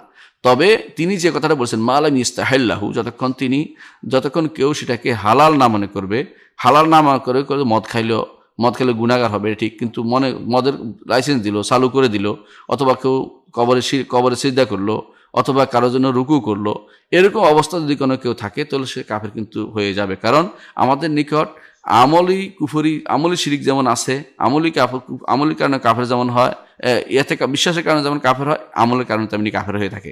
তাহলে এই অংশটুকু যে মা লাম ইয়াস্তাহিল্লাহু, যে ততক্ষণ পর্যন্ত না সে হালাল মনে করতেছে, এটার সাথে একটু যুক্ত করতে হবে মা লাম ইয়াস্তাহিল্লাহু বিকালবিন আও বিআমালিন, অথবা আমল দিয়ে, মা লাম ইয়াস্তাহিল্লাহু বিকালবিন আও বিআমালিন, এটা অবশ্যই বলতে হবে।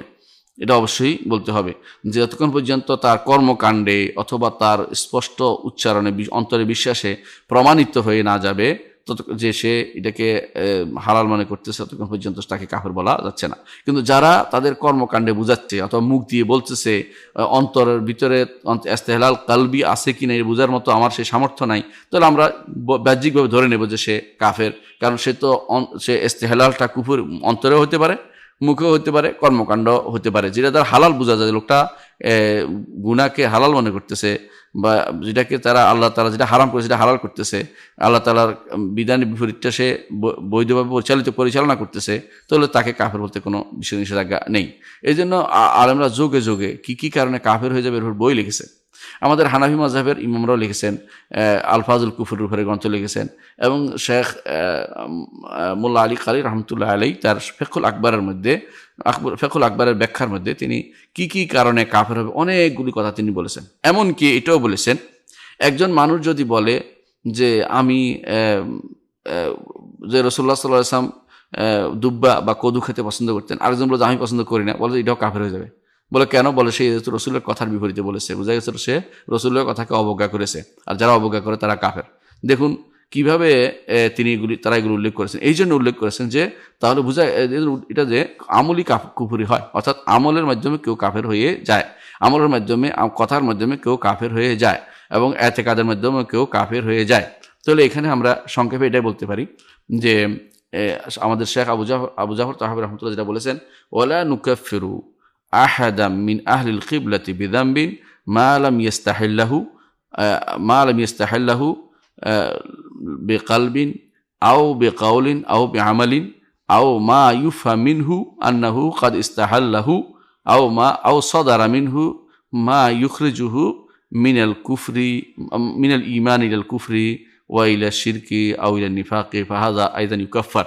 এভাবে আমরা আরবিতে লম্বা বলতে পারি। অর্থ হচ্ছে যে আমরা কাউকে, বাংলা বলতেছি এটা, আমরা কাউকে আহলুল কেবলা অনুসরণ করে চলে, প্রকাশ্য কুফরি শিরক নিফাকি নাই যাদের, তাদেরকে এমন কোনো গুনার কারণে, যেগুলো কবিরা গুনাহ, কুফরি শিরক এবং নেফাকির চেয়ে ছোট পর্যায়ের, এগুলির কারণে আমরা তাদের কাফের বললাম, যতক্ষণ পর্যন্ত তাদের কাছ থেকে এমন কোনো জিনিস প্রকাশ না পায় যে তারা এটাকে বিশ্বাস দিয়ে জায়েজ করতেছে, অথবা অন্তর দিয়ে জায়েজ, মুখ থেকে জায়েজ বলতেছে, অথবা সেটাকে কর্মকাণ্ডে জায়েজ বলে প্রকাশ করতেছে, তখন পর্যন্ত আমরা তাদের কাফের বলবো না। এটা অবশ্যই জরুরি একটা জিনিস, কারণ বিশ্বাসের জিনিসের উপর প্রমাণ হচ্ছে মুখে বের হওয়া এবং কর্মকাণ্ডে সেটা প্রকাশ পাওয়া। সুতরাং শুধু অন্তরের কালবি, যেটা অন্তরের বিশ্বাসের সাথে সীমাবদ্ধ থাকলে এটা বোঝার কোনো উপায় নেই, কারণ কার অন্তরে কি বিশ্বাস আছে এটা তো আমি দেখতে পাচ্ছি না। কিন্তু যদি প্রকাশ করে দেয় মুখে, অথবা যদি তার কর্মকাণ্ডে সেটা প্রকাশ পায়, তাহলে সেটা অথবা এমনভাবে প্রকাশিত হয়ে যায় যে সন্দেহ নাই যে লোকটা বারবার করতেছে, এবং তাকে প্রশ্ন করার পরেও সে চুপ ছিল, এর অর্থ হচ্ছে সে এটাকে হারামকে হালাল মনে করতেছে, অথবা আল্লাহর বিধানকে লঙ্ঘন করে যাচ্ছে, ইচ্ছাকৃতভাবে এটাকে লঙ্ঘন করা জায়েজ মনে করতেছে, তাহলে বোঝা গেল যে সে ইস্তেহলাল করতেছে এবং তার এটা কুফরির অন্তর্ভুক্ত হবে। এটা হচ্ছে আমাদের শেখ আবু জাফর রহমতুল্লাহ আলাইহির বক্তব্য। তিনি এটা দিয়ে একটা কাজ করেছেন, সেটা হচ্ছে যারা খাওয়ারিজ এবং মুতাজিলা তাদের রদ করেছেন এই কথা দিয়ে। খারেজিরা কি বলে? খারেজিরা বলে যে খারেজিরা অর্থ যারা, আমরা আগেও বলেছি, খারেজিরা অর্থ যারা মানুষকে ইমানে কবিরা গুনার কারণে কাফের বলে ফেলে, কবিরা গুনার কারণে কাফের বলে কবিরা গুনাহ করছে কাফের। কেন তারা কাফের বলে? আমরা এটা প্রথমে বলেছিলাম যে তারা ইমানকে একটা জিনিস মনে করে, অর্থাৎ তারা মনে করে যে যতগুলো ইমানের কথা আসছে সব এক জিনিস, এটার কোনো একটা অংশ বাদ দিলে ইমানের, যে কবিরা গুনাহ করলে সে অবশ্যই কাফের হয়ে যাবে। সুতরাং তার মতে কেউ যদি কোনো গুনাহ করে তারা কাফের। আচ্ছা, মুতাজিলারাও কিন্তু একই কথাই বলে। তো তাহলে মুতাজিলা এবং খারেজি যারা আছে তারা কবিরা গুনার কারণে, যেগুলো শিরকে পৌঁছে না সেগুলির কারণেও তারা কাফের বলে ফেলে। সেগুলো কেমন, কেউ কি যদি চুরি করে, কেউ যদি কোনো বেবিচার করে, অথবা কেউ কাউকে হত্যা করছে, তাহলে সে তাদের নিকট সে কাফের হয়ে যাবে। এটাকে রদ করার জন্য, অর্থাৎ যারা খারেজি ফেরকার লোক আছে, খাওয়ারেজ যারা, মুতাজিলা যারা, তাদেরকে রদ করার জন্য তিনি এই কথাটি বলেছেন, তাদেরকে কথা বা দাবিকে প্রত্যাখ্যান করার জন্য এটা বলেছেন যে ওয়ালা নুকাফিরু আহাদাম মিন আহলিল কিবলাতি বিযামবিন, যারা কিবলার অনুসারী তাদের কাউকে আমরা সাধারণ গুনার কারণে, সাধারণ কবিরা গুনার কারণে আমরা তার কাফের বলি না, মা আলামি ইস্তাহাল্লাহ, যতক্ষণ না সেটাকে হালাল করছে অন্তর দিয়ে, মুখ দিয়ে অথবা কর্মকাণ্ড দিয়ে সেটাকে হালাল ঘোষণা করছে, সেটা আলাদা। কিন্তু তাহলে আমরা কি রদ করলেন তিনি কাদের উপর? এই কথা দিয়ে রদ করছেন তিনি যারা খারেজি আছে এবং যারা মুতাজিলা আছে। বর্তমান সময় অনেককে দেখবেন এই সমস্ত জায়গাতে খুব বাড়াবাড়ি করে। আল্লাহর দিনে যেমন ধরেন জিহাদ করা আল্লাহর একটা আল্লাহর বিধান, এতে কোনো সন্দেহ নেই। জিহাদ করা আল্লাহ তাআলার বিধান, আল্লাহ তাআলা এটাকে আল্লাহ তাআলা এটাকে ফরজ করে দিয়েছেন। ফরজের পর্যায়ে আছে, কোনটা ফরজে কিফায়া থাকে, কখনো ফরজে আইন থাকে, বিল ইজমা, উম্মতের ইজমা মাসালা এটা।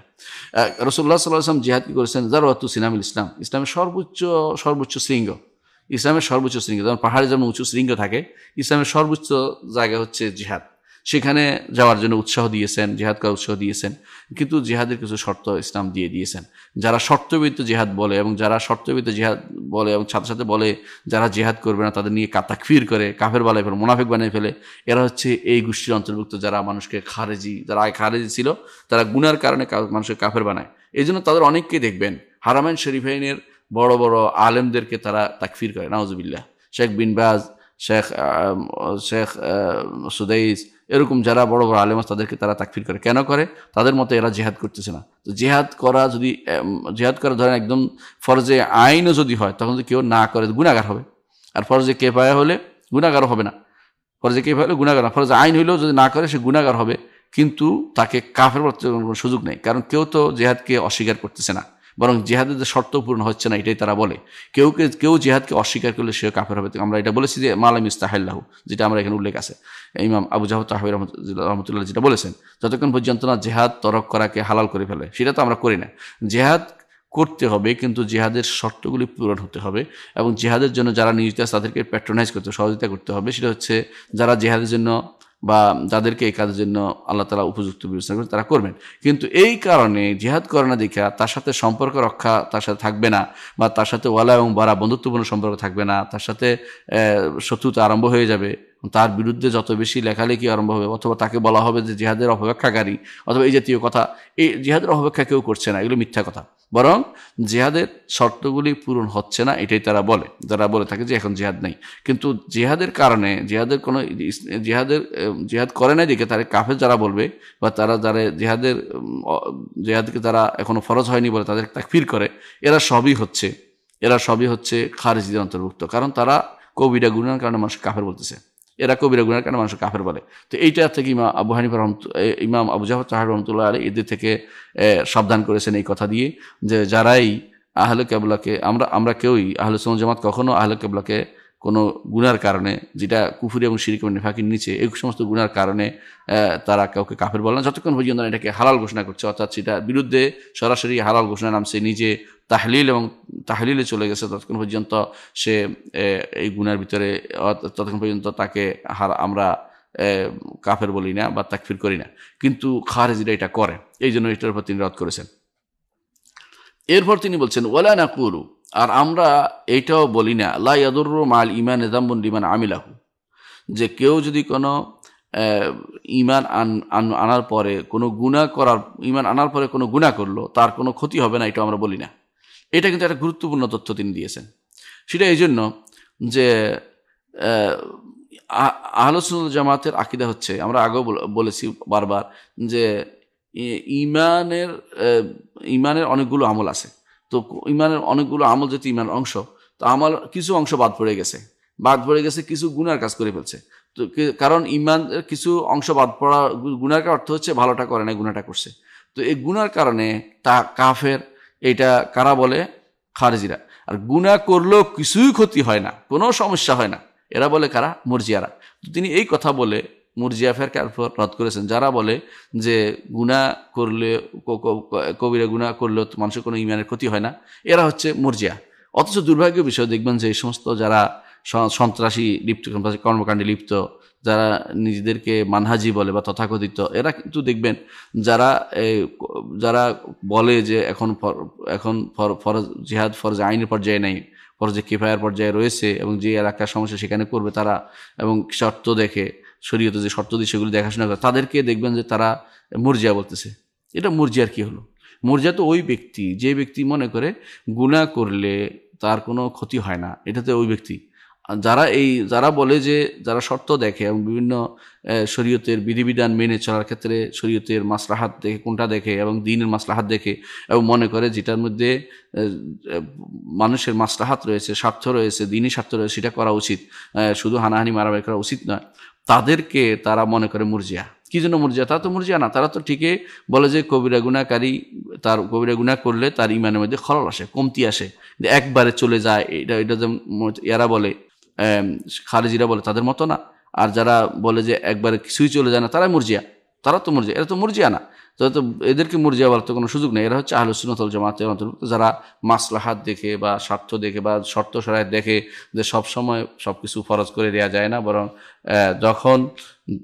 বরং ওই সেটা ফরজ হবে যখন ফরজ হবে সে সময় ফরজ বলতে হবে, যখন ফরজ হয় না তখন ফরজ বলাটা হচ্ছে বাড়াবাড়ি করা, সেটা তারা বলে। অর্থাৎ তারা সঠিকের অর্থে মধ্যপন্থা, যেটা কোরআন এবং সুন্নাহ নির্দেশিত, সে পন্থাটাকে অনুসরণ করে চলে। এটাই হচ্ছে আহলুস সুন্নাহ ওয়াল জামাত তরিকা। কিন্তু দুর্ভাগ্যবশত এই তরিকাকে মুরজিয়ারা বানিয়ে নিচ্ছে যে বাড়াবাড়ি, আবার খারিজিরা মনে করছে ছাড়াছাড়ি। এই হচ্ছে সমস্যা। এই জন্য আবু জাফর তাহর রহমতুল্লাহ আলাই দুইটাকে উল্লেখ করেছেন, যে দুইটার মাঝখানে হচ্ছে আহলুস সুন্নাহ ওয়াল জামাতের মত। অর্থাৎ আমরা বাড়াবাড়িও নয়, ছাড়াছাড়িও নয়। আমরা বাড়াবাড়ি করি না, ছাড়াছাড়ি করি না। আমরা কবিরা গুনার কারণে কাফের বলি না, আবার যারা গুনাহ করছে তাদেরকে আমরা পূর্ণ ইমানদার বলি না, বরং তাদের ইমানের মধ্যে কমতি হয়, এটা আমরা ইমান আনি, এটা বিশ্বাস করতে হবে। তাহলে একজন মানুষ সবসময় বিশ্বাস করতে হবে যে তার ইমানের মধ্যে কমতি আসতে পারে, বাড়তি আসতে পারে। এর মধ্যে এখানে একটা জিনিস মাসালা খুব জরুরি, সেটা হচ্ছে যে হুকুম বেগায়রে মা আনজালাল্লাহ, আল্লাহ যা নাজিল করেছেন সেটা ব্যতীত যদি কেউ বিধান দেয়, তার হুকুম কি? আল্লাহ যা নাজিল করেছেন সেটা ব্যতীত বিধান দিল। ধরেন আল্লাহ তাআলা নাজিল করেছে যে ছেলেকে দুই ভাগ দিতে হবে, মেয়েকে এক ভাগ দিতে হবে। আল্লাহ তাআলা এটা বলেছেন। আল্লাহ তাআলা এটা কোরআনে কারিমে স্পষ্ট বলে দিয়েছেন, লিযযাকারি মিসলু হাযিল উনসায়াইন। এখানে কোনো সন্দেহের কোনো সুযোগে নেই, একেবারে অঙ্ক দিয়ে আল্লাহ বুঝিয়ে দিয়েছেন যে একজন মেয়ে পাবে একটা ছেলের অর্ধেক। এখন এটার ব্যাপারে যে ব্যক্তি আল্লাহর আইন ব্যতীত, অন্য কোনো বিধান ব্যতীত, আল্লাহর বিধান ব্যতীত নিজের মন মতো করে আইন রচনা করবে, তার বিধান কি? এখানে দুইটা দিক আছে। একটা হচ্ছে যদি কেউ নিজে এর বিধান দেয়, তাহলে সে কাফের। এরকম বিধান দিলে সে কাফের, যদি সে মনে করে যে সে এটা দেয়া জায়েজ তার জন্য। আর যদি মনে করে যে এটা এবং আইন সমান, অথবা যদি মনে করে যে এটা উত্তম, অর্থাৎ সে যে বিধান দিচ্ছে সেটা উত্তম, অথবা মনে করে যে এইটা পরিবর্তন করলে কোনো সমস্যা নাই, বর্তমান সময় এটা অচল, এই জন্য কিছু মনে করলে সে কাফের হয়ে যাবে। আর যে ব্যক্তি মানছে, যে ব্যক্তি এই বিধান দেওয়ার পরে মানুষ মেনে নিচ্ছে, ধরেন আইয়ুব খানে একটা বিধান দিল যে নাতিরা ছেলেদের সাথে একই সমপর্যায়ে ওয়ারিশ হবে, এটা বিধান দিল, এবং যারা যারা মেনে নিচ্ছে তাদেরকে বিধান, তারাও যদি মনে করে এটা মেনে নেওয়ার ক্ষেত্রে যে এটা মানা জায়েজ, এবং এটা এবং আল্লাহর বিধান সমান অথবা সমপর্যায়ের, অথবা যদি মনে করে যে এটা আল্লাহর বিধান থেকে উত্তম, অথবা যদি মনে করে যে এটা পরিবর্তন করলে কোনো সমস্যা নেই, এই সময় পুরাতনটা চলবে না, এরকম মনে করে, তাহলে তারাও কাফের। তাহলে কোন সময় তারা কবিরা গুনাহের মধ্যে থাকবে? ওই সময় কবিরা গুনাহের মধ্যে থাকবে যখন কেউ এইরকম কোনো ব্যাপারে তারা গুনার ভিতরে পড়ে, অর্থাৎ তারা অপরাধী মন নিয়ে গুনাহটা করছে, মনের ভিতরে অপরাধ বোধ আছে যে এটা গুনার কাজ, আমি এটা ভুল করতেছি, অন্যায় করতেছি, কিন্তু প্রবৃত্তির তাড়নায় করে ফেলতেছে, অথবা না জেনে করে ফেলতেছে। এরকম মানুষগুলোকে না জানারও কারণ থাকতে হবে, যে আসলে সে কোনো মুসলিম বিয়াতে বড় হয় না, অথবা জিন সম্পর্কে জানে না, কিছুদিনের মধ্যে এটা সাময়িক দোষ হবে, না জানাটা সাময়িক ওজর হতে পারে, সার্বক্ষণিক ওজর হয় না। তাহলে আমরা দেখতে পাচ্ছি এই অবস্থায় শুধুমাত্র এদেরকে এই অবস্থায় তারা কাফের হবে না। যে সমস্ত অবস্থায় তারা কোনো একটা বিষয়ে তারা মনে করছে গুনার কাজ হিসাবে, কিন্তু প্রবৃত্তি তাড়নার মাধ্যমে করছেন, এইসব অবস্থায় তারা কখনো কাফের হয় না। এগুলিকে কুফরে আসগর বলা হয়। তাহলে এই জাতীয় অবস্থায় আমরা দেখতে পাচ্ছি যে বর্তমান সময়ে বেশিরভাগ মানুষই এটা চরম উভয় রকমের শিরকের মধ্যে আছে। কেউ নিজে মন মতো আইন রচনা করতেছে কোরআন সুন্নাহ বিরোধী, এবং এটাকে জায়েজ মনে করতেছে। কেউ সরাসরি আল্লাহর দ্বীনকে পরিবর্তন করে সেখানে আরেকটা বসাই দিচ্ছে, নিজের মন মতো আইন বসাই দিচ্ছে এবং এটা কিছুই মনে করছে, বেপরোয়া ভাব করছে, সেটা সব কাফের। আর যারা অনুসরণ করছে তাদের মধ্যে এরকম কাফের হচ্ছে যারা কিছুই মনে করছে না, এটাকে গুনার কাজ মনে করতেছে না, বলেন এটাকে হালাল মনে করতেছে এবং এটা করাটা জায়েজ মনে করতেছে এবং এটা পরিবর্তন করাতে কিছুই তার কাছে কোনো দোষণীয় মনে হচ্ছে না এবং সে মনে করে এটা উত্তম, অথবা এই সময় আগেরটা চলবে না, আল্লাহর বিধান চলবে না, এরকম মনে করে সবই কাফের। তাহলে আমরা দেখতে পাই দুই সাইডটা রয়েছে। মাঝখানে যেটা আছে সেটা হচ্ছে যে এটা করা যারা গুনাহ, তার মধ্যে গুনার এটা আছে, অনুভূতিটা আছে যে আমি এটা অন্যায় করে যাচ্ছি, ঘুষ খেয়ে করতেছে অথবা নিজের কোনো আত্মীয় স্বজনের জন্য করে ফেলতেছে, বিচারের ক্ষেত্রে ভুল করতেছে বা নিজে প্রবৃত্তির লোভে পড়ে করতেছে অথবা কারোর প্রতি হিংসা করে যে সে পাইলে আমি পাবো না কেন, একটা জাহেলি তাআসসুব করে বা জাহেলি কর্মকাণ্ড করে সে করতেছে, এগুলির কারণে সে কবিরা গুনার অনুসারী হবে, কবিরা গুনার মোরতাকিব হবে, কবিরা গুনাহকারী হবে, সে কাফের হয়ে যাবে না। তো এই মাসালাগুলি জানা এই জন্য দরকার যে কারদেরকে মুরজিয়া বলবেন, এই জিনিসটা এই জন্য। তাহলে মুরজিয়া কারা? মুরজিয়া হচ্ছে যারা আল্লাহ তাআলার বিধান লঙ্ঘিত হলে মনে করে যে কোনো সমস্যা নেই, এরা মুরজিয়া। মানে গুনাহ নেই, তারা মনে করে গুনাহ তার ইমানের কোনো ক্ষতি হচ্ছে না, তারা মুরজিয়া। এরজা এই জন্য, এরজা শব্দে দুইটা অর্থ আছে মুরজিয়া। এরজা অর্থ হচ্ছে যে তারা মনে করে যে কুফরিটার হুকুমটা দেরি করতে হবে, দিবে না। আরেকটা হুকুম হচ্ছে তারা মনে করে যে এরজা হচ্ছে যে তারা আমার আশাবাদী থাকে যে আমি যত গুনাহই করি আল্লাহ আমার পার করে দিবে। এই দুই ধরনের অর্থে এরা মুরজিয়া। এরা এই জাতীয় মুরজিয়াদের, এরা হচ্ছে মুরজিয়া যারা ইমানের সাথে গুনাহ করলে ইমানের কোনো ক্ষতি হয় না বলে। কিন্তু আর খারেজি কারা? খারেজি হচ্ছে আরো মারাত্মক, যারা সামান্য কবিরা গুনাহ হইলে কাফের মনে করে বসছে। যারা জানে না যে কবিরা গুনাহ স্তর আছে, এক একটা স্তর এক এক পর্যায়ে যেতে পারে। সুতরাং কবিরা গুনাহ স্তরটা সে দেখে না। কেউ যদি কোনো কবিরা গুনাহ করে হালাল না মনে করে এবং কেউ যদি কোনো সেটাকে আল্লাহ আইনি বিরোধী মনে করে জায়েজ বাস্তবায়ন করার জন্য উঠে না পড়ে যায়, তখন কিন্তু সে গুনাহগারে থাকবে, সে তো কবিরা গুনাহ, সে তো কাফের হতে পারে না। কিন্তু দুর্ভাগ্যবশত এই দুই চরমপন্থী মানুষের মাঝখানে মানুষ, যারা সত্য মানুষরা আছে, তারা বিপদগ্রস্ত হয়ে পড়ে। এই জন্য আমাদেরকে সাবধান থাকতে হবে যে আকিদা এবং আমল যেন আমাদের বিনষ্ট না হয়ে যায়। এটার নাম হচ্ছে মানহাজি পার্থক্য, যেটাকে বলা হয় আকিদা ও মানহাজ। অনেকে আছে মুখস্থ জানে এই আকিদা, কিন্তু যখন সে কথা বলতে যায় তখন সেই মানহাজটা রক্ষা করতে পারে না, সেই পদ্ধতিটা সে সঠিক মধ্যপন্থা রক্ষা করতে পারে না। এই জন্য বলে আকিদা ও মানহাজে মধ্যপন্থায় আসতে হবে, এটা আমাদেরকে বুঝতে হবে। পরবর্তী মাসালা হচ্ছে, পরবর্তী যেটা ইমাম বলতেছেন, ওয়ানারজু লিল মুহসিনিনা মিনাল মুমিনিনা আন ইয়াফু আনহুম, এবং আমরা আশা করি যে মুহসিন ঈমানদারদের মধ্যে যারা ইহসানের অধিকারী তাদেরকে আল্লাহ তাআলা ক্ষমা করে দিবেন। ওয়ানারজু লিল মুহসিনিনা মিনাল মুমিনিনা আন ইয়াফু আনহুম, তাদেরকে আল্লাহ ক্ষমা করে দিবেন। নারজু আশাবাদী বলে নাই যে ক্ষমা করে দিবেন, এটা বলে নাই, এটাই ঠিক, এটা আহলে সুন্নাত ওয়াল জামাতের আকীদা যে আমরা আশাবাদী আল্লাহ আমাদের ক্ষমা করবেন। কিন্তু আল্লাহ ইচ্ছা করলে তিনি কি করতে পারবেন, তাদেরকে শাস্তি দিবেন, যেটা আমরা একটু পরে আলোচনা করবো। উনি বলবেন সেটা যে আইয়ার পুরান তাদের ক্ষমা করে ইদখুলুহুমুল জান্নাতা বিরাহমাতি, তাদেরকে তার রহমতে জান্নাত প্রবেশ করাবেন, আমলের বিনিময়ে নয়। আমলের বিনিময়ে কেউ জান্নাতে যাবে না, বরং আল্লাহর রহমতে জান্নাতে যাবে। আমল হচ্ছে একটি কারণ, যে আল্লাহ তাআলা যে বলেছেন তিলকাল জান্নাতুল্লাতী নুরিসতুমুহা বিমা কুনতুম তা'মালুন, এই জান্নাত তোমাদের ওয়ারিস বানানো হচ্ছে এই জন্য যে তোমরা এই কারণে তোমরা আমল করতে, এই আমলের কারণে জান্নাত দিবে। কিন্তু আমল কোনো কখনো জান্নাতের কোনো সামান নয়, জান্নাতের সামান নয়, জান্নাতের কোনো বিনিময় নয়, বিনিময় হতে পারে। জান্নাতে হচ্ছে আল্লাহর রহমতে যেতে হবে। তাহলে এটুকু হচ্ছে যে আমরা আশাবাদী ঈমানদারদের জন্য, যাদের গুনাহ করেছে, শিরিক করে নাই, কবিরা গুনাহ করেছে, এদের উপর আশাবাদী যে আল্লাহ তাআলা তাদেরকে তাআলার ইচ্ছার উপর রাখবেন, ইচ্ছা হলে তিনি ক্ষমা করবেন, ক্ষমা করে তাদের জান্নাতে প্রবেশ করে তার রহমতে জান্নাতে প্রবেশ করাবেন। তবে ওয়ালা না'মানু আলাইহিম, আমরা তাদের নিরাপদ হয়ে যাই না যে জান্নাত দিবে না, এরকম কথা বলি না। ওয়ালা নাশহাদু লাহুম বিল জান্নাহ, এবং আল্লাহ যাদেরকে জান্নাতের সুসংবাদ দিয়েছে তাদের ব্যতীত দুনিয়ার কাউকে জান্নাতি বলে আমরা ঘোষণা করি না। এবং দুনিয়ার মানুষ অনেক সময় দেখবেন কারো পীর হইলে বা কারো বিখ্যাত ব্যক্তি হইলে, তাদের কোনো প্রিয় মানুষ হলে, আমি এমন জান্নাতি ব্যক্তি আর দেখিনি, তো আপনি কেমনে বললেন জান্নাতি? যেখানে রাসূলুল্লাহ সাল্লাল্লাহু আলাইহি ওয়াসাল্লাম নিজে অনেকের ব্যাপারে বলেছেন যে তুমি কিভাবে জানলে? তখন বাচ্চা বলল যে বাচ্চা সম্পর্কে একজন বলল তুবা লি আসফুরি মিন আসাফিল জান্নাহ, জান্নাতের পাখি। রাসূল বলেন তুমি কিভাবে জানলে জান্নাতের পাখি? আমি তো জানি না, আমি তো আল্লাহর রাসূল। তাহলে বোঝা গেল এই জাতীয় কারো জান্নাত বা জান্নাতের সুসংবাদ দেয়া বা জান্নাতের সুসংবাদ দিয়ে দেয়া দুনিয়াতে কারো পক্ষ থেকে এটা জায়েজ নেই। বরং আমরা আশাবাদী থাকতে পারবো যে আল্লাহ তাআলা জান্নাত দিবেন, বলতে পারবো রাহিমাহুল্লাহ আদখালাহুল জান্নাহ, আল্লাহ রহমত করে তার উপরে, তার আল্লাহ রহমত করুন, তাকে আল্লাহ জান্নাতে প্রবেশ করেন। কিন্তু কখনো বলবো না আল্লাহ তাআলা জান্নাতি বানাই দিয়েছেন। এই জন্য আমরা এই শব্দটিকে পরিত্যাগ করতে সবসময় বলে থাকি। কেউ যেন মারহুম না বলে, মারহুমের তো রহমত করা হয়েছে, বরং যেন বলে রাহিমাহুল্লাহ, আল্লাহ রহমত যেন করে, আল্লাহকে দোয়া করি। মারহুম বলার অর্থ হচ্ছে আপনি জানেন যে রহমত করা হয়েছে, না মারহুম রহমত করা হয়েছে আমরা বলতে পারি না।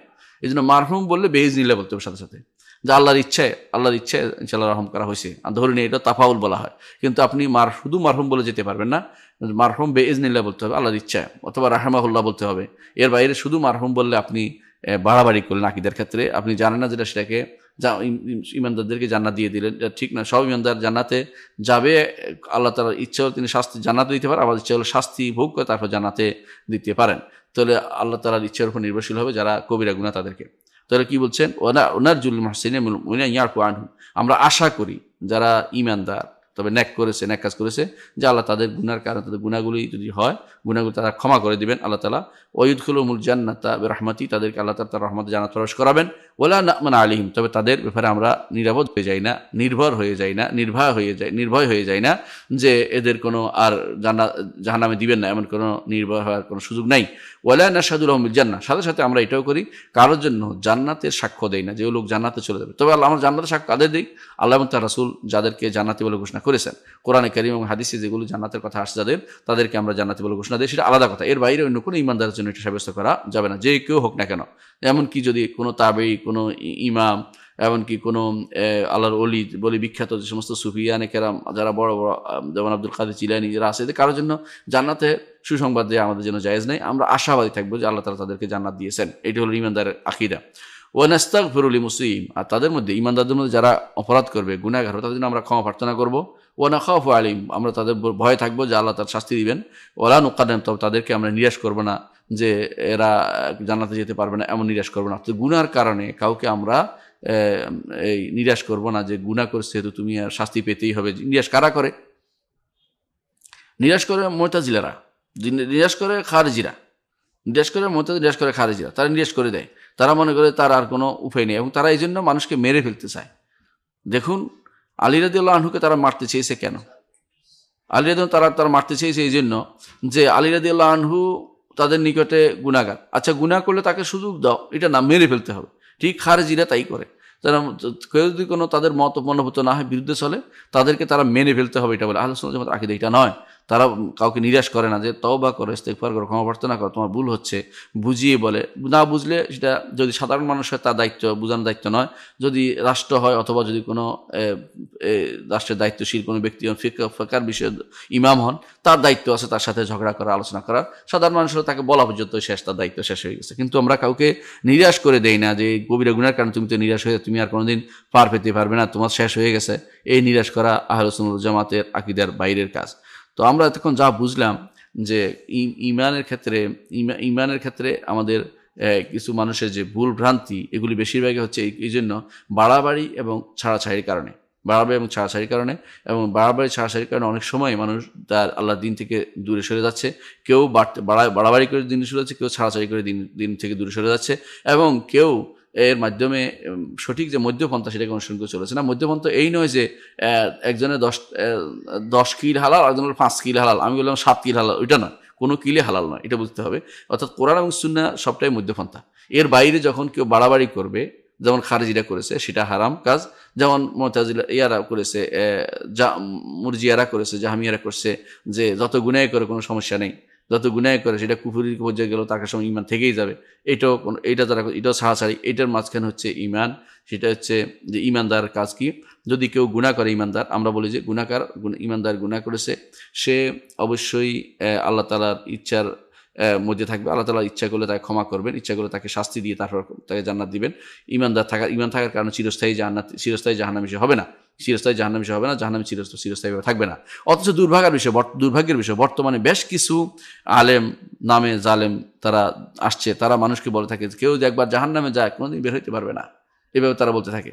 তারা এটা বলতে পারে না, কারণ কোরআন এবং সুন্নাহ বিরোধী কথা এটা। আল্লাহ তাআলা কোরআনে কারীম বারবার বলেছেন ইল্লাযিনা তাবু, যারা তওবা করবে, যারা আমল করবে। এবং আল্লাহ সুপারিশের কথা বলেছেন কোরআনে কারীমে। রাসূলুল্লাহ সাল্লাল্লাহু আলাইহি ওয়াসাল্লাম হাদিসের সুপারিশের বহু হাদিস আসছে।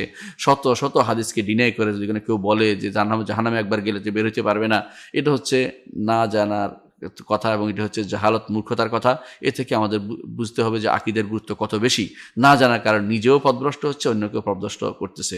এই বিষয়টা নিয়ে এবং পরবর্তী আমাদের আলোচনা হবে ইনশাআল্লাহ আল আমন ওয়াল ইয়াস ইয়ানকুলান মিন মিল্লাতিল ইসলাম, যে গুনার কারণে নিরাপদ থাকা, যে আমার কোনো সমস্যা হচ্ছে না, ওয়াল ইয়াস, এবং গুনার কারণে মানুষকে ইয়া করে ফেলা, নিরাশ করে ফেলা, এটাও ইসলাম থেকে বের করে দেয়। এই বিষয় নিয়ে ইনশাআল্লাহ, এই বিষয় অংশ নিয়ে আমরা ইনশাআল্লাহ আগামী দর্শে আলোচনা করব। আল্লাহ আমাদেরকে বুঝার এবং মানার তৌফিক দান করুন, এবং আমাদেরকে কোরআন এবং সুন্নাহর নীতিতে থাকার তৌফিক দান করুন, এবং সহিহ আকীদা বিশ্বাসের মধ্যে আমাদের রাখুন, এবং আমরা যেন বাড়াবাড়ি সাহায্য থেকে মুক্তি থাকতে পারি, তৌফিক আমাদের দান করুন।